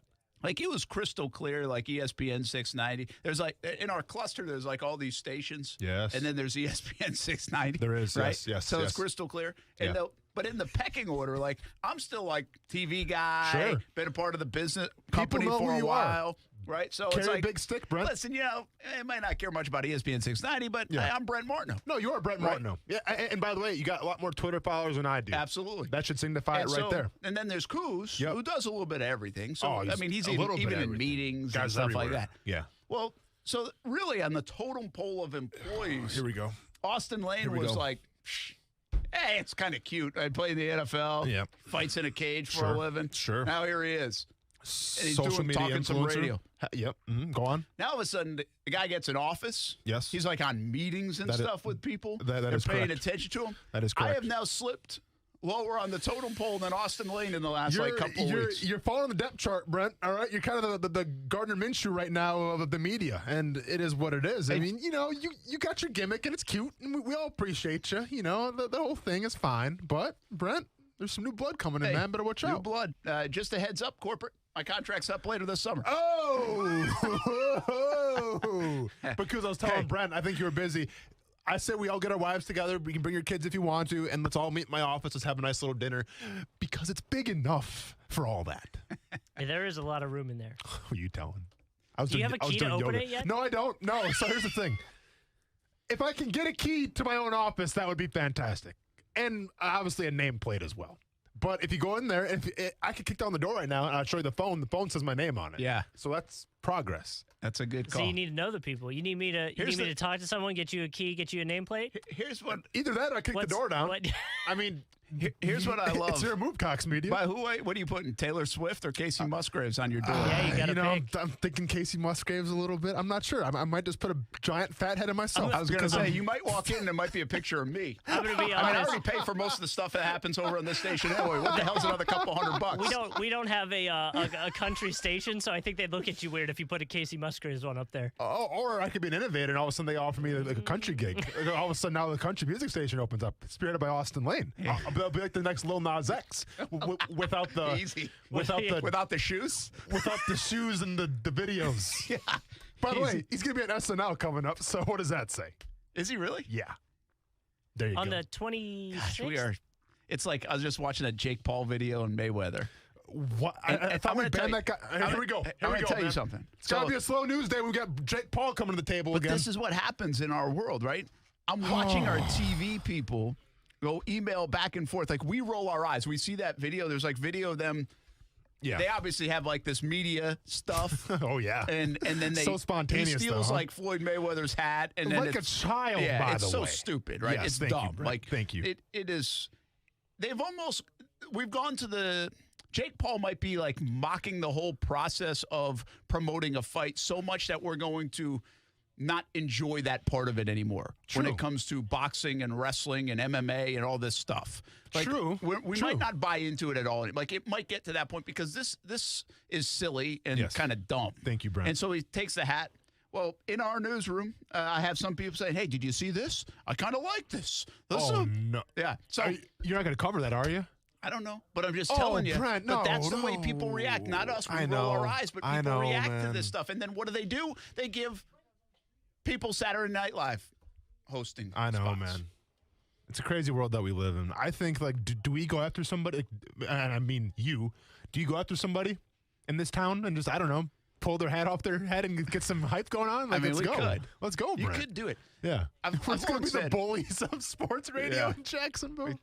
We kind of did. We got the whole social media thing to change. People are copying us, though. It's not the other way around. So Yeah, true. Are we bullies or innovators? We always had this concept for Action Sports Jack's primetime on TV. Okay. To kind of pull a little bit, just like a little bit, very subtle nature of like Saturday Night Live into it. Very subtle. Okay. Not become like this funny, try to be late night TV. Yeah. But I thought it would be hilarious if we could kind of mock in a fun way. Sure. Another personality in town like every weekend. And you'd have to decide who it would be. Like you'd have to figure out who it would be. Why would you do that? I don't know. We just haven't got to like the I don't care moment enough, I guess, to do that. We're not sure how it would fly. And in our world, like even the hint or mentioning competition or anything else is not like encouraged. Let's just say that. Really? But it would be, I just think it would be great. Like, I think it would be a lot of fun. Yeah, People would tune in for it. Just be like a fun little and there's some element. big And now in social personalities in media town. world, it'd be a really fun thing to do. Of course, man. I would have. And that'd all be in hilarious. fun, by the way, because you respect that, you know. Well, that's what we do. I mean, look, that's what Fournette has a Shocky hat Mock named is. after I saw that. him now. I saw that. By the way, Yes. still waiting for my hat, Dome hats. I saw that. I mean, I only bought hats from you for 10 years for the Dream 18. Listen, still waiting for one. I love Gene Fournette to death. You know this, right? How many hats has Gene Fournette bought? If I'm Gene Fournette's PR person, I don't think he has one. But if he had one, what I would do is I would have his own line of polo shirts, and underneath the collar, when you pop it up, it would have like polo shirt by Gene Fournette or something like that. Like his autograph. And then, I mean, dude, we're talking about selling him off the shelves because the guy likes to pop the collar. And I'm not mad at it. That's his style, and I'm for it. I'm a big Gene Fournette guy, but I'm saying let's capitalize on that, Gene. Let's go ahead and have our own signature line of pop collar polo shirts. And it's all the script writing is underneath the collar. See, that is good. See, maybe I should just take after Gene and start wearing my collar that way. You're gonna be the next Gene Fournette? Yeah, Gene's too proud to do that. You gotta really take advantage of that these days. That's your brand. Fournette. Listen, I don't want to talk bad about you, Brent, but I think trying to replace Gene Fournette and try to be the next Gene Fournette is like trying to be like the next Michael Jordan. It's like when the Bulls drafted Marcus Fizer out of Iowa State. I believe that's a true story, by the way, because I had Marcus Fizer's card back in the day. They expected, Marcus Fizer is going to be the next Michael Jordan. Well, it didn't really pan out like that. Brent Martineau, the next Gene Fournette. I don't know, man. Can't even big go shoes there. to fill. Can't even big get shoes there. to fill. By the way, someone said, was it Jake Paul or Logan Paul? And my answer to that is like it matters. Right? I have no idea. Yeah, like which it one matters. was it? Which one's fighting Mayweather? Who knows? I don't care. It's a Paul brother. I think it's Logan Paul. Because Jake Logan was fighting? Jake Paul fought the other. Which Ben one was Askren. here that got? I think that was Jake. Kuz, real quick. Is Logan Paul or Jake Paul fighting Floyd Mayweather? Logan. There you go. You like know it how matters, quick huh? he knows that? Oh, I know. Because it's made for Hey, well, to be fair, who's first place in like the AL East? I can't wait. Hold on, I'll look it up. No, see, here's the thing. I Jake can't Logan, wait. who's fighting? Oh yeah, that's true. I can't wait. We live in a different world. I can't wait till it's you know 3 what years it is? from now. It's their good marketing. I've seen so many videos for this dang thing. I can't wait till it's 3 years from now, and I'm at home, and I turn on the TV, and Kuz is on ESPN MMA talking about the next Jake Paul whatever fight, and he's like the expert analyst. Meanwhile, I'm watching a guy take food out of my kid's mouth that I wanted, but no, Kuz has it because he knows who Jake Paul and Logan Paul are. I'd be talking about, in one of those viral videos back in the day, he did a lot of squatting, so I had the lower leg strength. And in I'm this going fight. back to Uber. And I'm going back to driving Uber then when that day happens. By the way, very few people you have a distaste for over the last couple of years. The Paul brothers are certainly near the top of the list. It's the Paul brothers and Tiger King. And Tiger King. Good call. Still never watched Tiger King. You haven't either? I never finished. Air 5. How many Instagram. episodes? I got like 4.5 in. And an Instagram. 4.5 in. By the way, that's about to change because I have a feeling we'll see with the Instagram thing. People are really starting to push. Listen, if you want an office, you got to have an Instagram. I don't think that's how it works. You cave to the gram. 6'6", 245, and you've got people pushing you around in here. It's unbelievable. Unless there was some fine print in the contract, which I didn't see. Didn't say you had to have an Instagram. Hey, you know what's funny about the office thing? I'll say this. Sorry, because we were going to get to the Shotgun interview. We'll do that a little bit later. Yeah, he's not going anywhere. I mean, we're talking Jake Paul, Logan Paul. Yeah. About really Austin's covering office. all our audience spaces here. The crazy thing about The Office. Yes. So you're excited about that phone you got. I'm just excited because I'm going to have an office, yeah. Well, and the phone has like your name on it. Yeah, I'm not going to lie. Over on a number of times I use that phone. 1.5. Under. All day. Like we say it all the call. No, like we have asked in the sports office because again we don't get our own office over there in TV. We have four people that take up one office. It's like a college dorm room over there. Yes, it is. Yeah, it's crazy. And so we have asked for the phones to be removed. Sure. So there's one that exists in our office. Yeah. Because nobody calls an office phone anymore. Yep. They're all for cell phones. Yeah. Because Nick, do you use your phone a lot?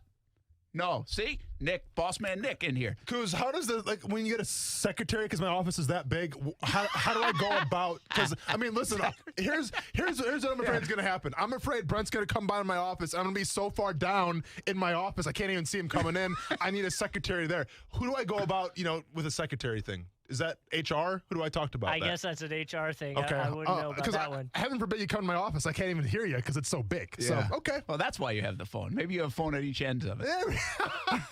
It's really an intercom system. In that case, let's just take 2 tin cans and a rope, and you can holler at me when you're ready. But seriously, nobody calls. We have one person, our director, Yeah. calls our phone in TV. Yeah.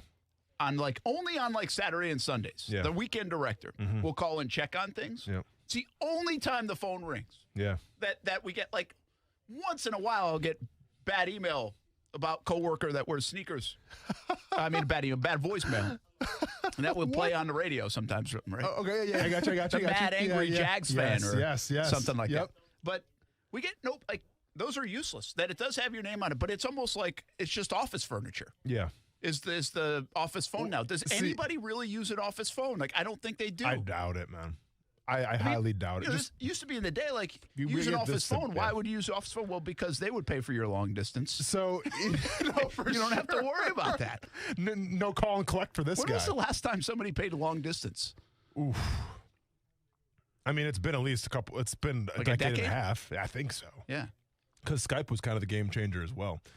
I will say this, though, and the reason why I'm so excited about The Office, and when we've talked about this before a little bit, remember when I showed that clip of playing in Detroit, where I said it was always my biggest fear was to work in an office with people I didn't like and have to have a 9-to-5 job, and that was literally my biggest fear.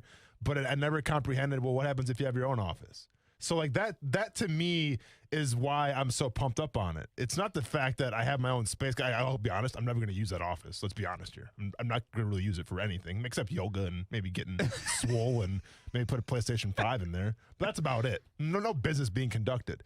But it's just cool to say, hey, you know what? I have an office and my life it's not how I thought it was going to turn out, but it's cool. I have an office, but I'm not dreading it. I spent my entire life dreading to have an office, work in a cubicle, and all this stuff. And now I'm finally here. I'm like, you know what? It's pretty cool. Now it's like a badge of honor. Yeah, exactly. It's a badge of honor, man. Yeah. It's a badge plus of you honor. had to wait a couple years to get it. Oh, for sure. I had to earn that office, I guess. Yeah. Thank God for my tweets. I guess. Pretty I don't know. wild. They weren't, do you need a space to work, do your work? And, oh, yeah. Yeah. Because I do a lot of work here. Yeah.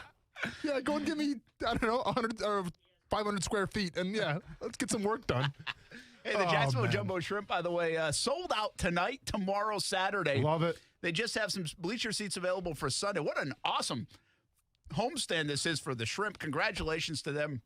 Of course, you can listen to Shrimp Baseball tonight right here on ESPN 690, 650. Pregame show, 7 o'clock is the first pitch. Well, 7:05 is first pitch. And the Shrimp scoring runs, man. Yeah. 10 runs last night, 7 in the first couple innings, the opener. Love it. They are 2-0 to start. And Action Sports Jackson, ESPN 690. We are your home for Jumbo Shrimp Baseball. Check it out tonight. Still a few tickets left. Remember, it's a limited capacity, about 45%. So they're selling out of those really quick. You might even want to get a jump on the next homestand for the Jacksonville Jumbo Shrimp. But if you can't be there, you can listen right here on ESPN 690. We're also your home for the Florida Sportsman Fishing Report with Rick Riles. Rick, we missed you yesterday. Oh, man, I'm sorry. I was a little too far offshore late yesterday. I couldn't get to you. You can't win all the games in the season unless you win the first two, can you? Absolutely. By the way, how many fellas used that excuse? Sorry, honey, I couldn't get to you because I was way offshore. Well, of course, never me personally, but I have heard of guys that did that before. Got lost at sea. Better have some Wi-Fi on that boat or something, man. Fred, a million years ago when we had the old bag phones, and believe it or not, we could call home from 60 miles offshore on the bag phones. I called home from offshore one day, and my wife said, "How's it going?" I said, "Oh, it's slow." I said, "We're struggling." She said, "Good. Why don't you come home early and clean the garage?" Brent, I never called her again. Disconnected. Never been a slow day since. That's it. I'm like, who invented these stupid phones? I'm not using this thing anymore. I tell you what, our fishing's been good, though, Brent. It really has. Our mahi fishing better already than at any time, I think, last year when they just really didn't show much at all. Now, I talked to Captain David Voorhees today. He was in the river and said the reds were very spooky because there was no wind, and it made it difficult to catch them shallow. But they did find some about 18 to 20 feet deep and filled out their limit. So that was pretty darn good fishing. Unfortunately, it looks like that's the calmest day we're going to have was today. We've got some breeze coming in that's probably going to mess up the weekend. I think guys are going to have to wait till the first of next week before we can get back on the fish. But one thing you can count on, I'll be back tomorrow to check again with another fishing report brought to you by Workman's Quick Fix Plumbing. Have a good evening, Rick. Appreciate it, man. Thank you, boys. That's Rick Riles, Florida Sportsman Fishing Report. Make sure you check out Rick every day right here on ESPN 690 at 5:15, and also Saturday morning 7 to 9 on ESPN 690. Wake up with Rick Riles. Get your fishing set for the weekend. Brent Martineau, Austin Lane, Coos here on a Thursday edition of Action Sports Jacks on ESPN 690. All right, we got yapping about offices and the like. When we come back, Shad Khan on Urban Meyer. How did it go down in terms of the courtship, and how's it going so far internally? What Shad Khan, the Jags owner, has to say about the new head coach of the Jacksonville Jaguars. That is coming up on ESPN 690. Now, the First Alert Forecast on ESPN 690. The Weather Center is brought to you by Beards Diamonds, where now through Mother's Day, you can save thousands on that one-of-a-kind gift for mom. Here in the Sunshine State, we live in 2 time zones. We cheer for 3 NFL teams. We have over 3 million men over the age of 45, and over half suffer from ED or PE. If you're having problems in the bedroom, you'll see results on your first visit at Prime Men's Medical Center, guaranteed, or your consultation is free. Listen to a specialist in men's health. I'm Dr. Brown. If pills like Viagra have let you down, Prime Men's Medical Center has custom blended medications to help you last longer in the bedroom, regardless of age or past medical history, with no pain and no surgery. You'll see results right in the office, guaranteed, or your exam is free. Patients are now lasting 30, 60, 90 minutes or longer, and it's affordable. Contact Prime Men's Medical Center to schedule a private consultation. Call 904-664-8217. 904-664-8217. That's 904-664-8217. Need a good paying job with a flexible work schedule and benefits? A1A Solar is looking for you. $70,000 is a reasonable first-year expectation. Seasoned reps can easily make 6 figures. Leads provided to you as well. Health, dental, 401k benefits. A1A Solar is a tremendous company, voted best places to work in Jacksonville, and in 2016 was the Veteran-Owned Business of the Year. Be a part of an awesome company at A1A Solar. Just go visit a1asolar.com. All right, boss, that's the last house on the block. So what's the tally? Let's see, 11 houses have Safe Touch security signs. Okay, Safe Touch means we cross them off our list. What else? 6 houses with no security system signs, 1 with a ding-dong doorbell camera sign. Ha, laughable. Yeah, and 4 houses have big blue alarm signs. Big blue alarm. You know, I still can't get over the fact that you can go online and buy one of their alarm signs for $25. Wait, so you're saying there's a good chance that those big blue signs we saw are fake? Well, not all of them. I'm sure some of them have actual alarm systems. Huh. Well, one thing's for sure. When we see a Safe Touch sign, we know it's the real deal. And that's just another reason we stick to the Crooks R Us golden rule. Stay away from Safe Touch houses. Is that on a bumper sticker yet? Crooks know to stay away from Safe Touch houses. Hi, I'm Lester Jackson, president of Safe Touch Security Systems. No one beats our technology or our price. Call Safe Touch today at 888-723-8682 or go to safetouch.com. State license number EF233. I'm Action News Jack's First Alert meteorologist Garrett Biedenball. Weather here is unique. It could be bright and sunny one minute and then a downpour the next. That's why mornings are when you need us the most. So you can plan your day, no matter if you're getting ready to go to work or working from your living room, getting the kids ready for school or ready for lunchtime. I'm on TV explaining how weather is going to affect your day and night ahead, so you're prepared for anything. I'll get you ready on Action News Jax this morning. It's been 6 months since my wife leased her new Cadillac from Fields Auto Group, and she absolutely loves it. It's our first experience with Fields, and it's been terrific. They say you can step up to luxury for less, and we did. Not just a luxury Cadillac XT6. The car is beautiful, but the customer service is extra special too. It was like that at Fields Cadillac Jacksonville, and it will be like that at any of the Fields locations in Jacksonville. Cadillac, of course, Jaguar, Land Rover, Lexus, Mercedes-Benz, and Porsche as well. Yes, it's luxury for less at all Fields Auto Group locations in Jacksonville. Plus, you'll also be part of their exclusive Fields Amenities program, where you will get complimentary loaners, car washes, and cafes. We are now part of that Fields Amenities program, and my wife tried the loaner program. It was easy and a nice added benefit. So whatever you're driving, see Fields and step up to luxury for less. Check out their locations all around Jacksonville, just like we did. You can go visit fieldsauto.com. Don't paint, don't vinyl, go Rhino Shield. Never paint your house again. Rhino Shield. Hey folks, living in Florida, we don't really worry about the seasons except for one, hurricane season. And since your home is your most important asset, protecting your home with Rhino Shield against harsh Florida weather is good for your house and it's good for your budget. As the saying goes, an ounce of prevention is worth a pound of cure. And when it comes to your house, those cracks in the walls will cost you thousands if not repaired. Rhino Shield waterproofs your home with a coating that's 13 times thicker than box store paint. It reflects 97% of harmful UV rays, has a Class A fire rating, is salt air corrosive resistant, contains the highest quality ceramics, and of course it comes in any color. Plus, with our 25-year warranty, you get a non-prorated 100% transferable warranty that guarantees against chipping, cracking, and peeling. So call 904-519-5055 or visit rhinoshieldjax.com and protect your house and your budget. So you'll never have to paint again. Call Rhino Shield today. Hey, what's up, everybody? It's Austin Lane from Action Sports Jackson, ESPN 690. Social distancing doesn't mean disconnecting. If you're working from home, keep tabs on the world of sports and Action Sports Jax on your smart speaker. Tell your Amazon Echo or Google Home, play ESPN 690. Brent Martineau. Some NBA play-by-play here this week as well, right here on ESPN 690. Austin Lane. Hey, you all right? Yeah, I know. You looked over like, are you going to make it? Yeah, man. I'm making sure we're all good here. Hey, listen, I get choked up about the new lineup. Action Sports Jax on ESPN 690. I guess the biggest question, and I'm sure fans are feeling the same way, and you guys are too. We really don't know what is going on. Like, what is... You assume that maybe it's more guaranteed money or contract situation, but maybe it's something to do with them not drafting a certain player or getting a certain free agent. And maybe it's something that we totally are unaware of. I don't know. I think that's the main issue is what is causing this rift. Or maybe it's a accumulation of things. You know who that is? Brett Favre. That's Brett Favre, huh? Yeah.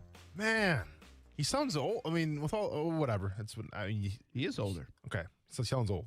Got gray hair. Well, I just saw you in a Wranglers commercial slinging the pigskin, and now all of a sudden you come on that radio show and you sound like you're 80 years old. He's still getting after it, though. Have you seen the copper sleeves he's been wearing with Jerry Rice? You haven't seen those commercials? No. Yeah, man, him and Jerry Rice going to play some pickup ball, rocking some copper sleeves and a copper back brace, crushing the competition. Crushing the competition. Hey, copper sleeve, cut the check. One of these days you'll get one of those. Can you imagine me? Hey, I'm off the lane for copper sleeves, and yeah, I do MMA now, but I don't go anywhere without my copper sleeves. and I walk in the cage with some copper sleeves. You better believe it, man. There you go. I'm on board. It writes itself. Cut the check. Let's go. Hey, last week I caught up with Shad Khan, Jaguars owner, leading into the draft. It was the eve of the draft, so a lot of it was draft-centric. But I also talked about the courtship of Urban Meyer and how they got Urban Meyer, what it's meant to get Urban Meyer, and why this might be different this time around. Keep in mind now, Shad Khan, Mike Mularkey, Gus Bradley, Doug Marrone, even the shift of kind of power with Tom Coughlin. And now here we are resetting it once again. Urban Meyer, coach-centric organization with Trent Baalke as a GM and a more involved owner in Shad Khan. Here's some of my conversation with Shad Khan when it comes to Urban Meyer, the new head coach of the Jags. The courtship of Urban. Yeah. This guy has been wanted from a lot of different colleges and maybe even NFL teams. Yeah. When did you know you had a chance? Well, obviously I've known him from Big Ten. And then, when he left Ohio State he was, I crossed paths with him, and it was, for me, it's kind of interesting why he's had the success he's had. And that's been fascinating to me that, he's a real winner. Why? What's the secret recipe? Which is, it's about process, it's hard work, it's suffering along the way. But then he was really, interested in the NFL, and he was talking to his players and on, what makes it successful. And then, over time, I thought, he would be, he'd be ready. But it just turned out that we had the first pick in the draft, but the way the circumstances were with the picks we had, the high picks, plus the salary cap, plus this great city, and many other really attributes that I think we also had the first pick in coaching, okay? And that's why I felt that, draft picks, if you don't do them right, and God knows we've had a lot of draft picks in the past and have very little to show for it. Who will be part of, doing that? So really the leadership was very, very important. We got it right, but we had so much going for us that pretty much, anyone who was available, had an interest in the job. And I wanted to make sure that, we did the right thing for Jacksonville Jaguars, but also did the right thing for them. I've known a lot of people now, football, college, and pros, and, you talk to them, and I can, tell them why they might succeed or might not succeed. So, but Urban is someone I felt, he would be a great match for us, and we would be a very good match for him to, help him set up to win. From the outside, the momentum to hire him looked pretty good in December or early January. Was it always good in your mind, though, or was there a spot when you were like, I don't know if this is going to come to fruition? Well, no, I think you got to remember, NFL has rules. Okay, and you have to follow them. I think you have to follow them to the letter, and you have to follow them in the spirit. To me, as we're talking about the high draft picks, we knew we were going to have high draft picks, and really, if you look at middle of the season or what have you, it was like, we will probably, be number 2, number 3, whatever. And who would be, we knew it was a good quarterback class, who would be in there? And I just, happened to ask him, about the quarterbacks. He's a Fox analyst, and so on his take and so on. But really, I mean, I didn't talk to him about it till we made a decision. I think was January 4th or whatever. That I think we need new leadership and we need to make a change. So.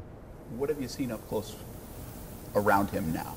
Different than maybe the perception, the conversations, but now you're seeing it in this building that makes him so successful.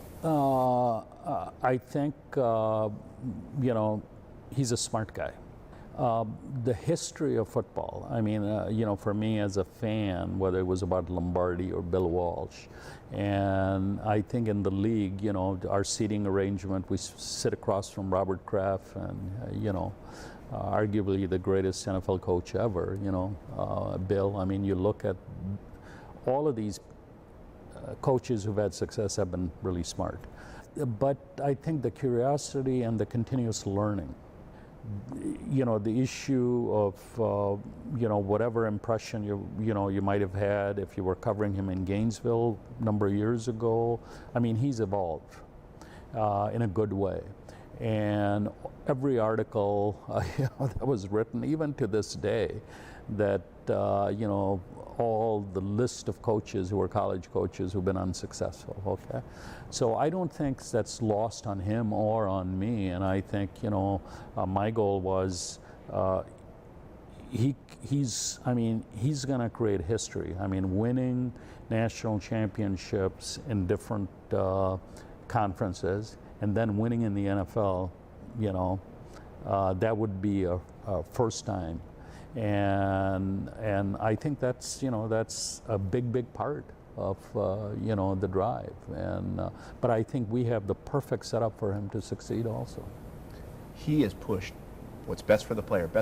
And you mentioned you've done things to the stadium and locker room and other things in the past. Seems like he's even taken it to a new level. It is a different level. It's a different level, and I think and he wants the best that exists plus bets in the future.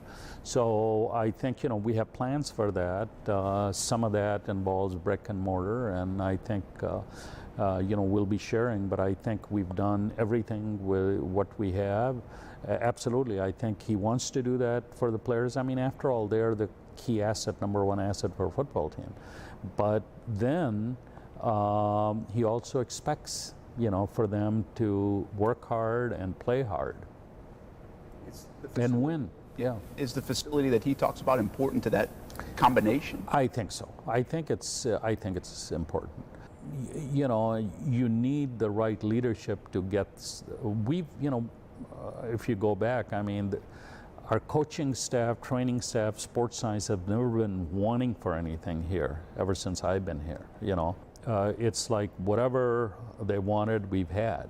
It's like knowing what the next level is, or that's what we're addressing.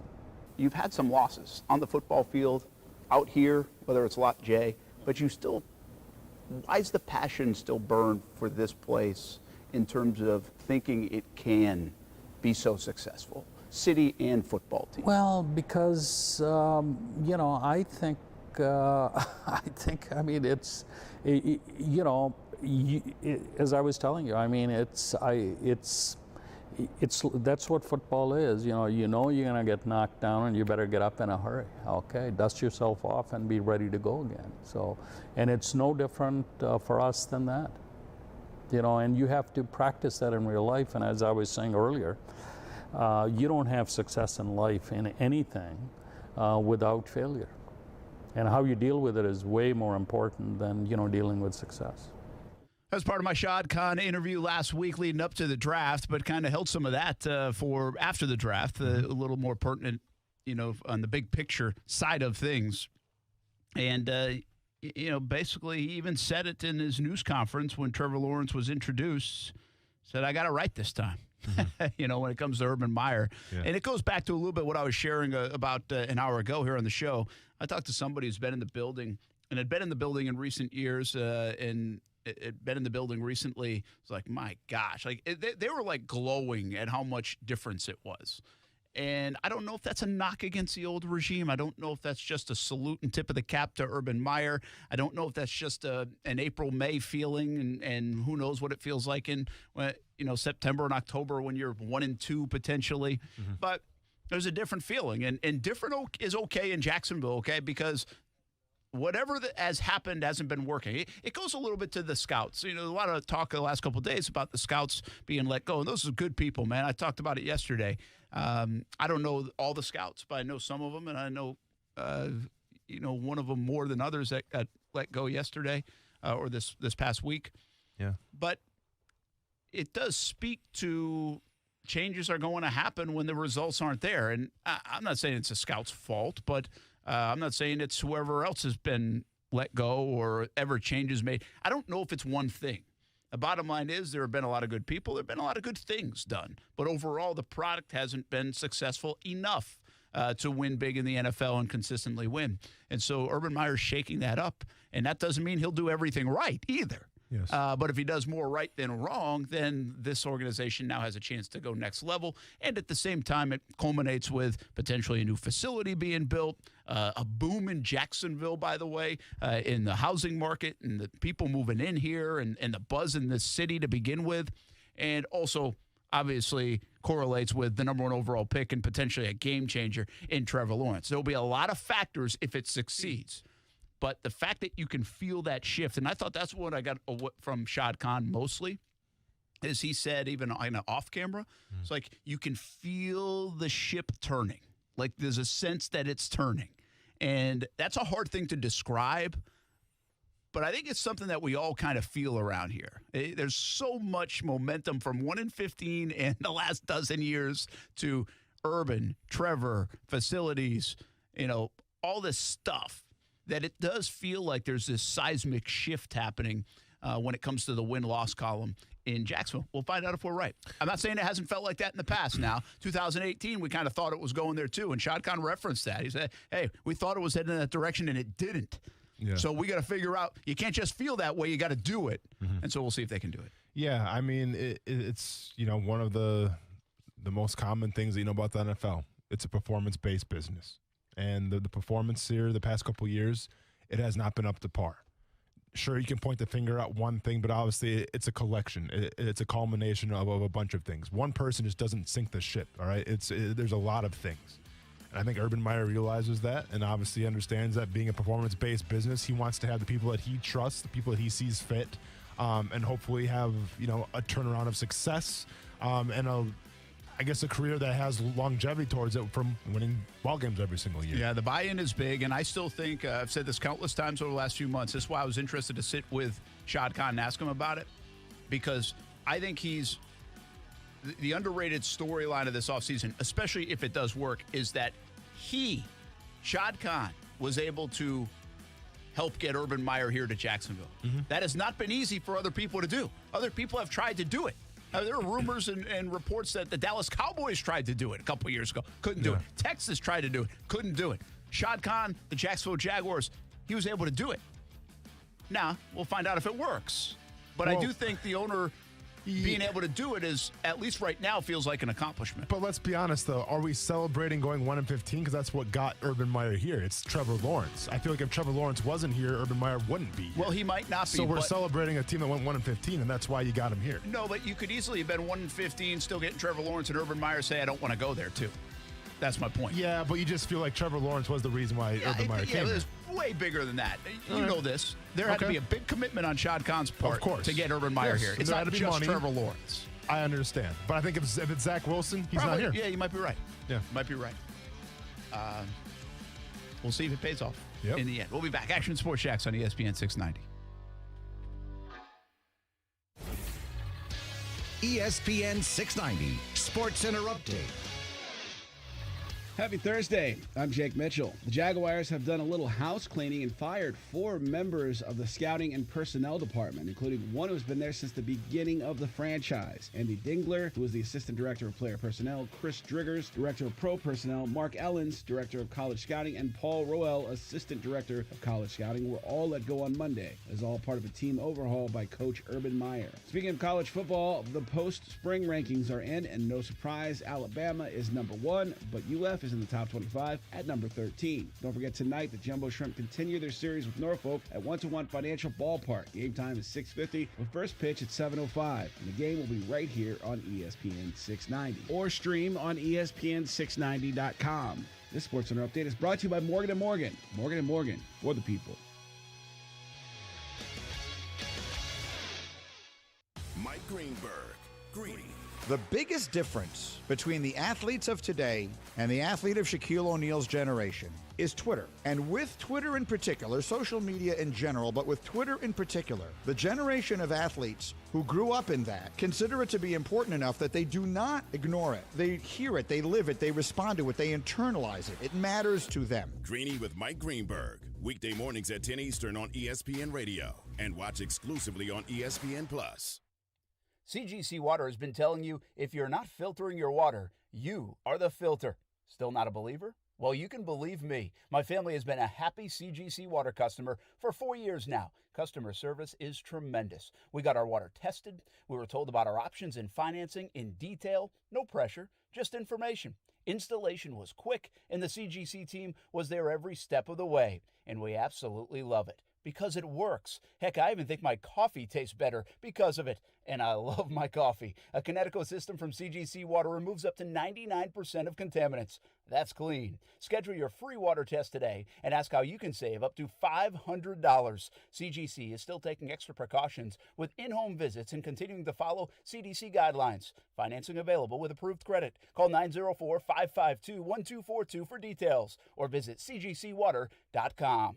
Serving Northeast Florida and Southeast Georgia. CGC Water Treatment, your local independent Kinetico dealer. Spring is sprung, the air is warm, flowers are blooming, and the cigars are smoking. Cigars are smoking? That's right. Springtime means Stogie Fest at Aromas. A limited number of tickets are still available for the annual Stogie Fest event. Stogie Fest 2021 is May 14th through the 16th at Aromas off Southside Boulevard. Stogie Fest is for the cigar aficionado to the most occasional smoker. Join Action Sports Jacks at Stogie Fest Friday, May 14th from 3 to 6 p.m. for your chance to win a pair of Stogie Fest VIP tickets. Stogie Fest 2021, May 14th through the 16th. Oh, pollen season is still hanging around. I'll take care of my allergies, but who's going to take care of keeping my truck clean?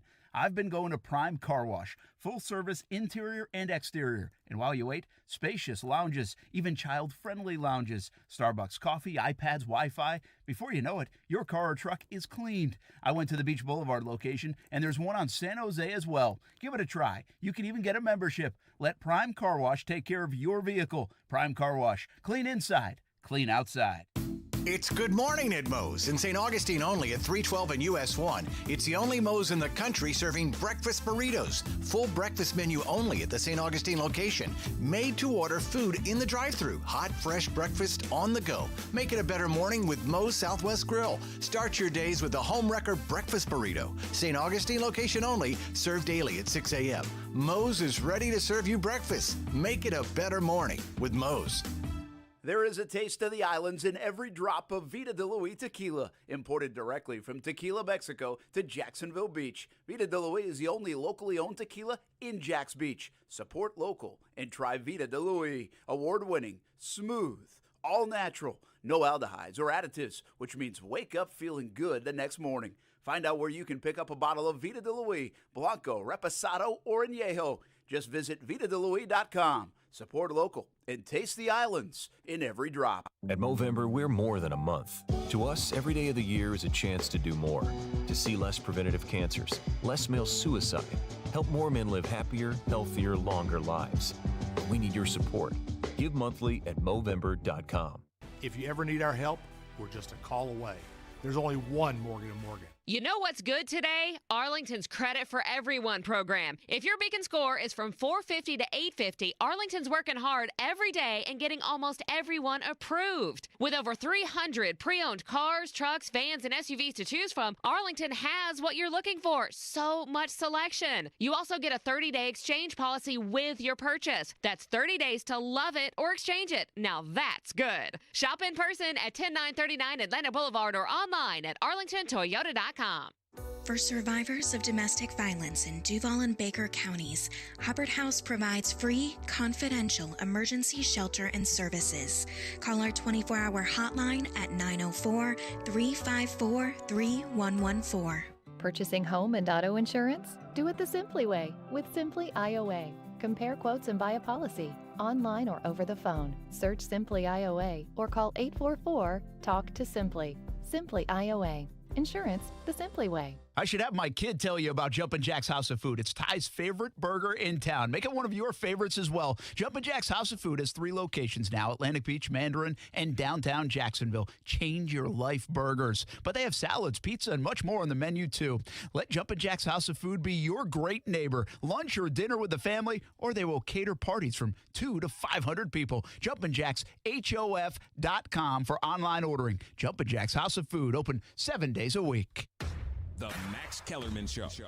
The Nets started out the season without James Harden, who's their second best player, and then have played recently without Kevin Durant, who's their best player. Also, when Kyrie joined the team, he and Harden had to figure things out. There was an adjustment period.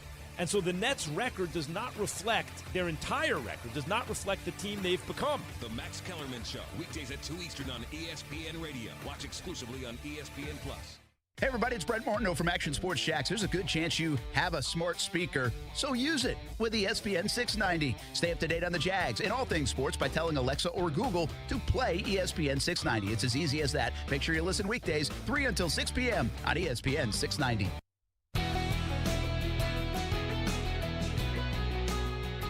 Two teams come to mind for me. Denver Broncos, Miami Dolphins. Those two teams come to mind for me. But the problem is you're going to have to give a lot back. But Aaron Rodgers is good enough, in my opinion, to put whatever's left on his back to make everybody else better around him. We've seen that he's been only afforded the luxury of having one pure dominant receiver in Devontae Adams, and he didn't really get a running game until about a year and a half ago.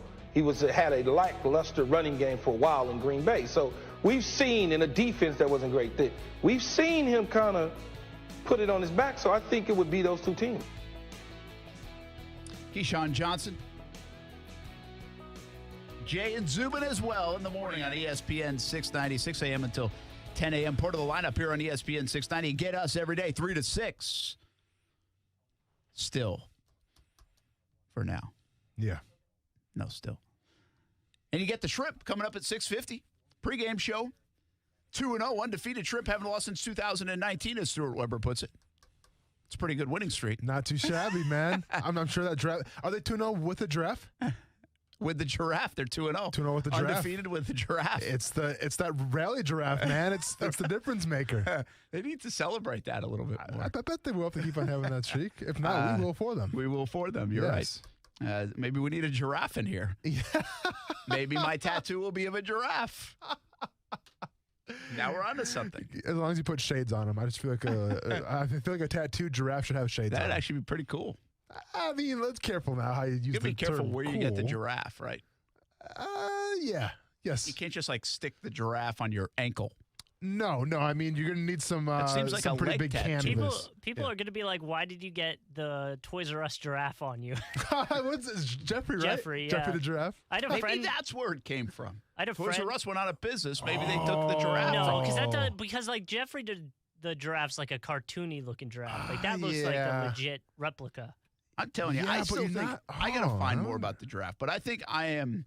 Well, only one person here works for the TV side of things, so I know. Investigative. Call Ben Becker. Okay, call Ben. Send Ben. Send Ben.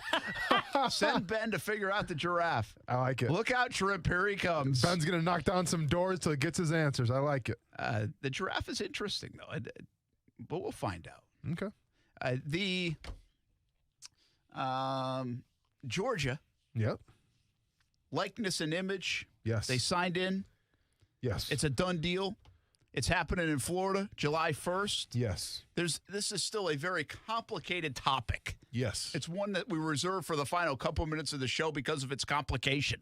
Yeah. Oh, I take it you didn't read the article either. No, I did. Okay, nice. Okay. Homework. Here's why it's complicated. Yeah. One, because there is still a heavy belief that the federal government will at some point come down with an umbrella view of this, so it's not 50 different states doing it their own way. Mm-hmm. Right? Mm-hmm. Because then you can get into almost like the states are helping recruit to their school. Correct. Because it makes it look more attractive. Correct. Right? Correct. And then you could have the more liberal states potentially doing more than the conservative states, just as an example, folks, not to get political. But Brent's talking smack about California. And then there's the NCAA puzzle. Yes. What do they think of this, and how are they going to, do this and govern this, if anything, because they don't do anything anyway, it feels like half the time. And then we really still don't know what it means. Like likeness and image, like what does it mean? Like, are we going to see at some point, like, hey, Brent, if you go to Ashland University and you get an NFT, you can maximize this picture autographed at $5,000, or like, what is it? What is it specific to? Where are the guidelines? There's really still a whole lot we don't know. Now, they say in the next few weeks they're going to figure that out and we'll know more. But it's happening is the big story. Like Georgia and Florida and other states, it's happening. But to me, the crazy thing about Georgia is that the student athletes have to forfeit 74.99% of what they make to a bigger pool. Yeah. How is that fair? That's not what I think was talked about. Well, and I think that's why, again, I don't know if that's where this end up on July 1st when it goes in. That's why I think this is a complicated issue. Well, because yeah. I think that's what they're looking for, the federal oversight of a little bit, the NCAA oversight, to at least develop something that when you ask that question, they can have an answer. Well, so the whole premise coming from Georgia is the fact that they think that a student athlete should get paid off their image and likeness. But since some sports are more popular than the other sports, they put 70 whatever percent of that money they make in this pool, and then that pool money is divvied out equally to every single sport, regardless of how much money they actually make. Yeah, so basically, I don't think that's... let's reuse Trevor Lawrence. Sure. Trevor Lawrence goes and pulls in all this money, but he's going to have to put a lot of it back into a pool to help out the other teams. folks that aren't getting as much. Correct. Yes. Which I think kind of defeats some of the purpose of this. It takes away then it's not a free market. Well, and also then it just goes back to, okay, just give the kids a stipend. I know. Yes. So that, again, I think it's a very complicated thing because we don't have a lot of answers yet. I think there's a lot of like almost half-truths of what this is or what it's going to be. But I think by the time we get to July 1st, it needs to be something like a little more. We need to have parameters. So then we can debate it a little bit more and where it should be. Do you like the idea of where it's going, the idea of it? Let's take the 74% pool, but the idea of the likeness and image, I mean, where you're a fan of, right? I mean, we've been talking about this topic for a couple of years here on the show. Of course. I mean, I'm a fan of it. I think it's a good way to say, hey, well, again, the Trevor Lawrences, the Tim Tebows, man, you're raking in money, you're pulling in money, you're helping the school out. It's your likeness. You get the benefit from it. Why not? Yeah, listen, I think that, we got to teach student athletes in college or college kids in general, life lessons. And one of the biggest life lessons is the fact of a free market. When you put all the money that you make, that you personally make, and you have to put that in a pool to share with everybody else, I don't think that's fair. Because then you can essentially work as hard or as soft as you want. Doesn't matter. You're still making the same amount of money. That's not fair to me. No, and listen, I don't think because you're a kid on the soccer team, you're necessarily going to make less money. You might have a chance to be this YouTube sensation because you did something, and you shouldn't have to share it either. Correct. So, I understand what they're saying about football and basketball. Yeah. I think this is all about the kid, really. This is about marketing. This is about likeness and image. Not necessarily fair pay for everybody. Yeah. We'll see where it goes. Shrimp coming up tonight, 6:50 right here on ESPN 690. Enjoy the night. We'll be back at it tomorrow from the Prime Osborne on Action Sports Jacks on ESPN 690. And I'll see you on TV tonight, CBS 47 at Fox 30. I'm a call it like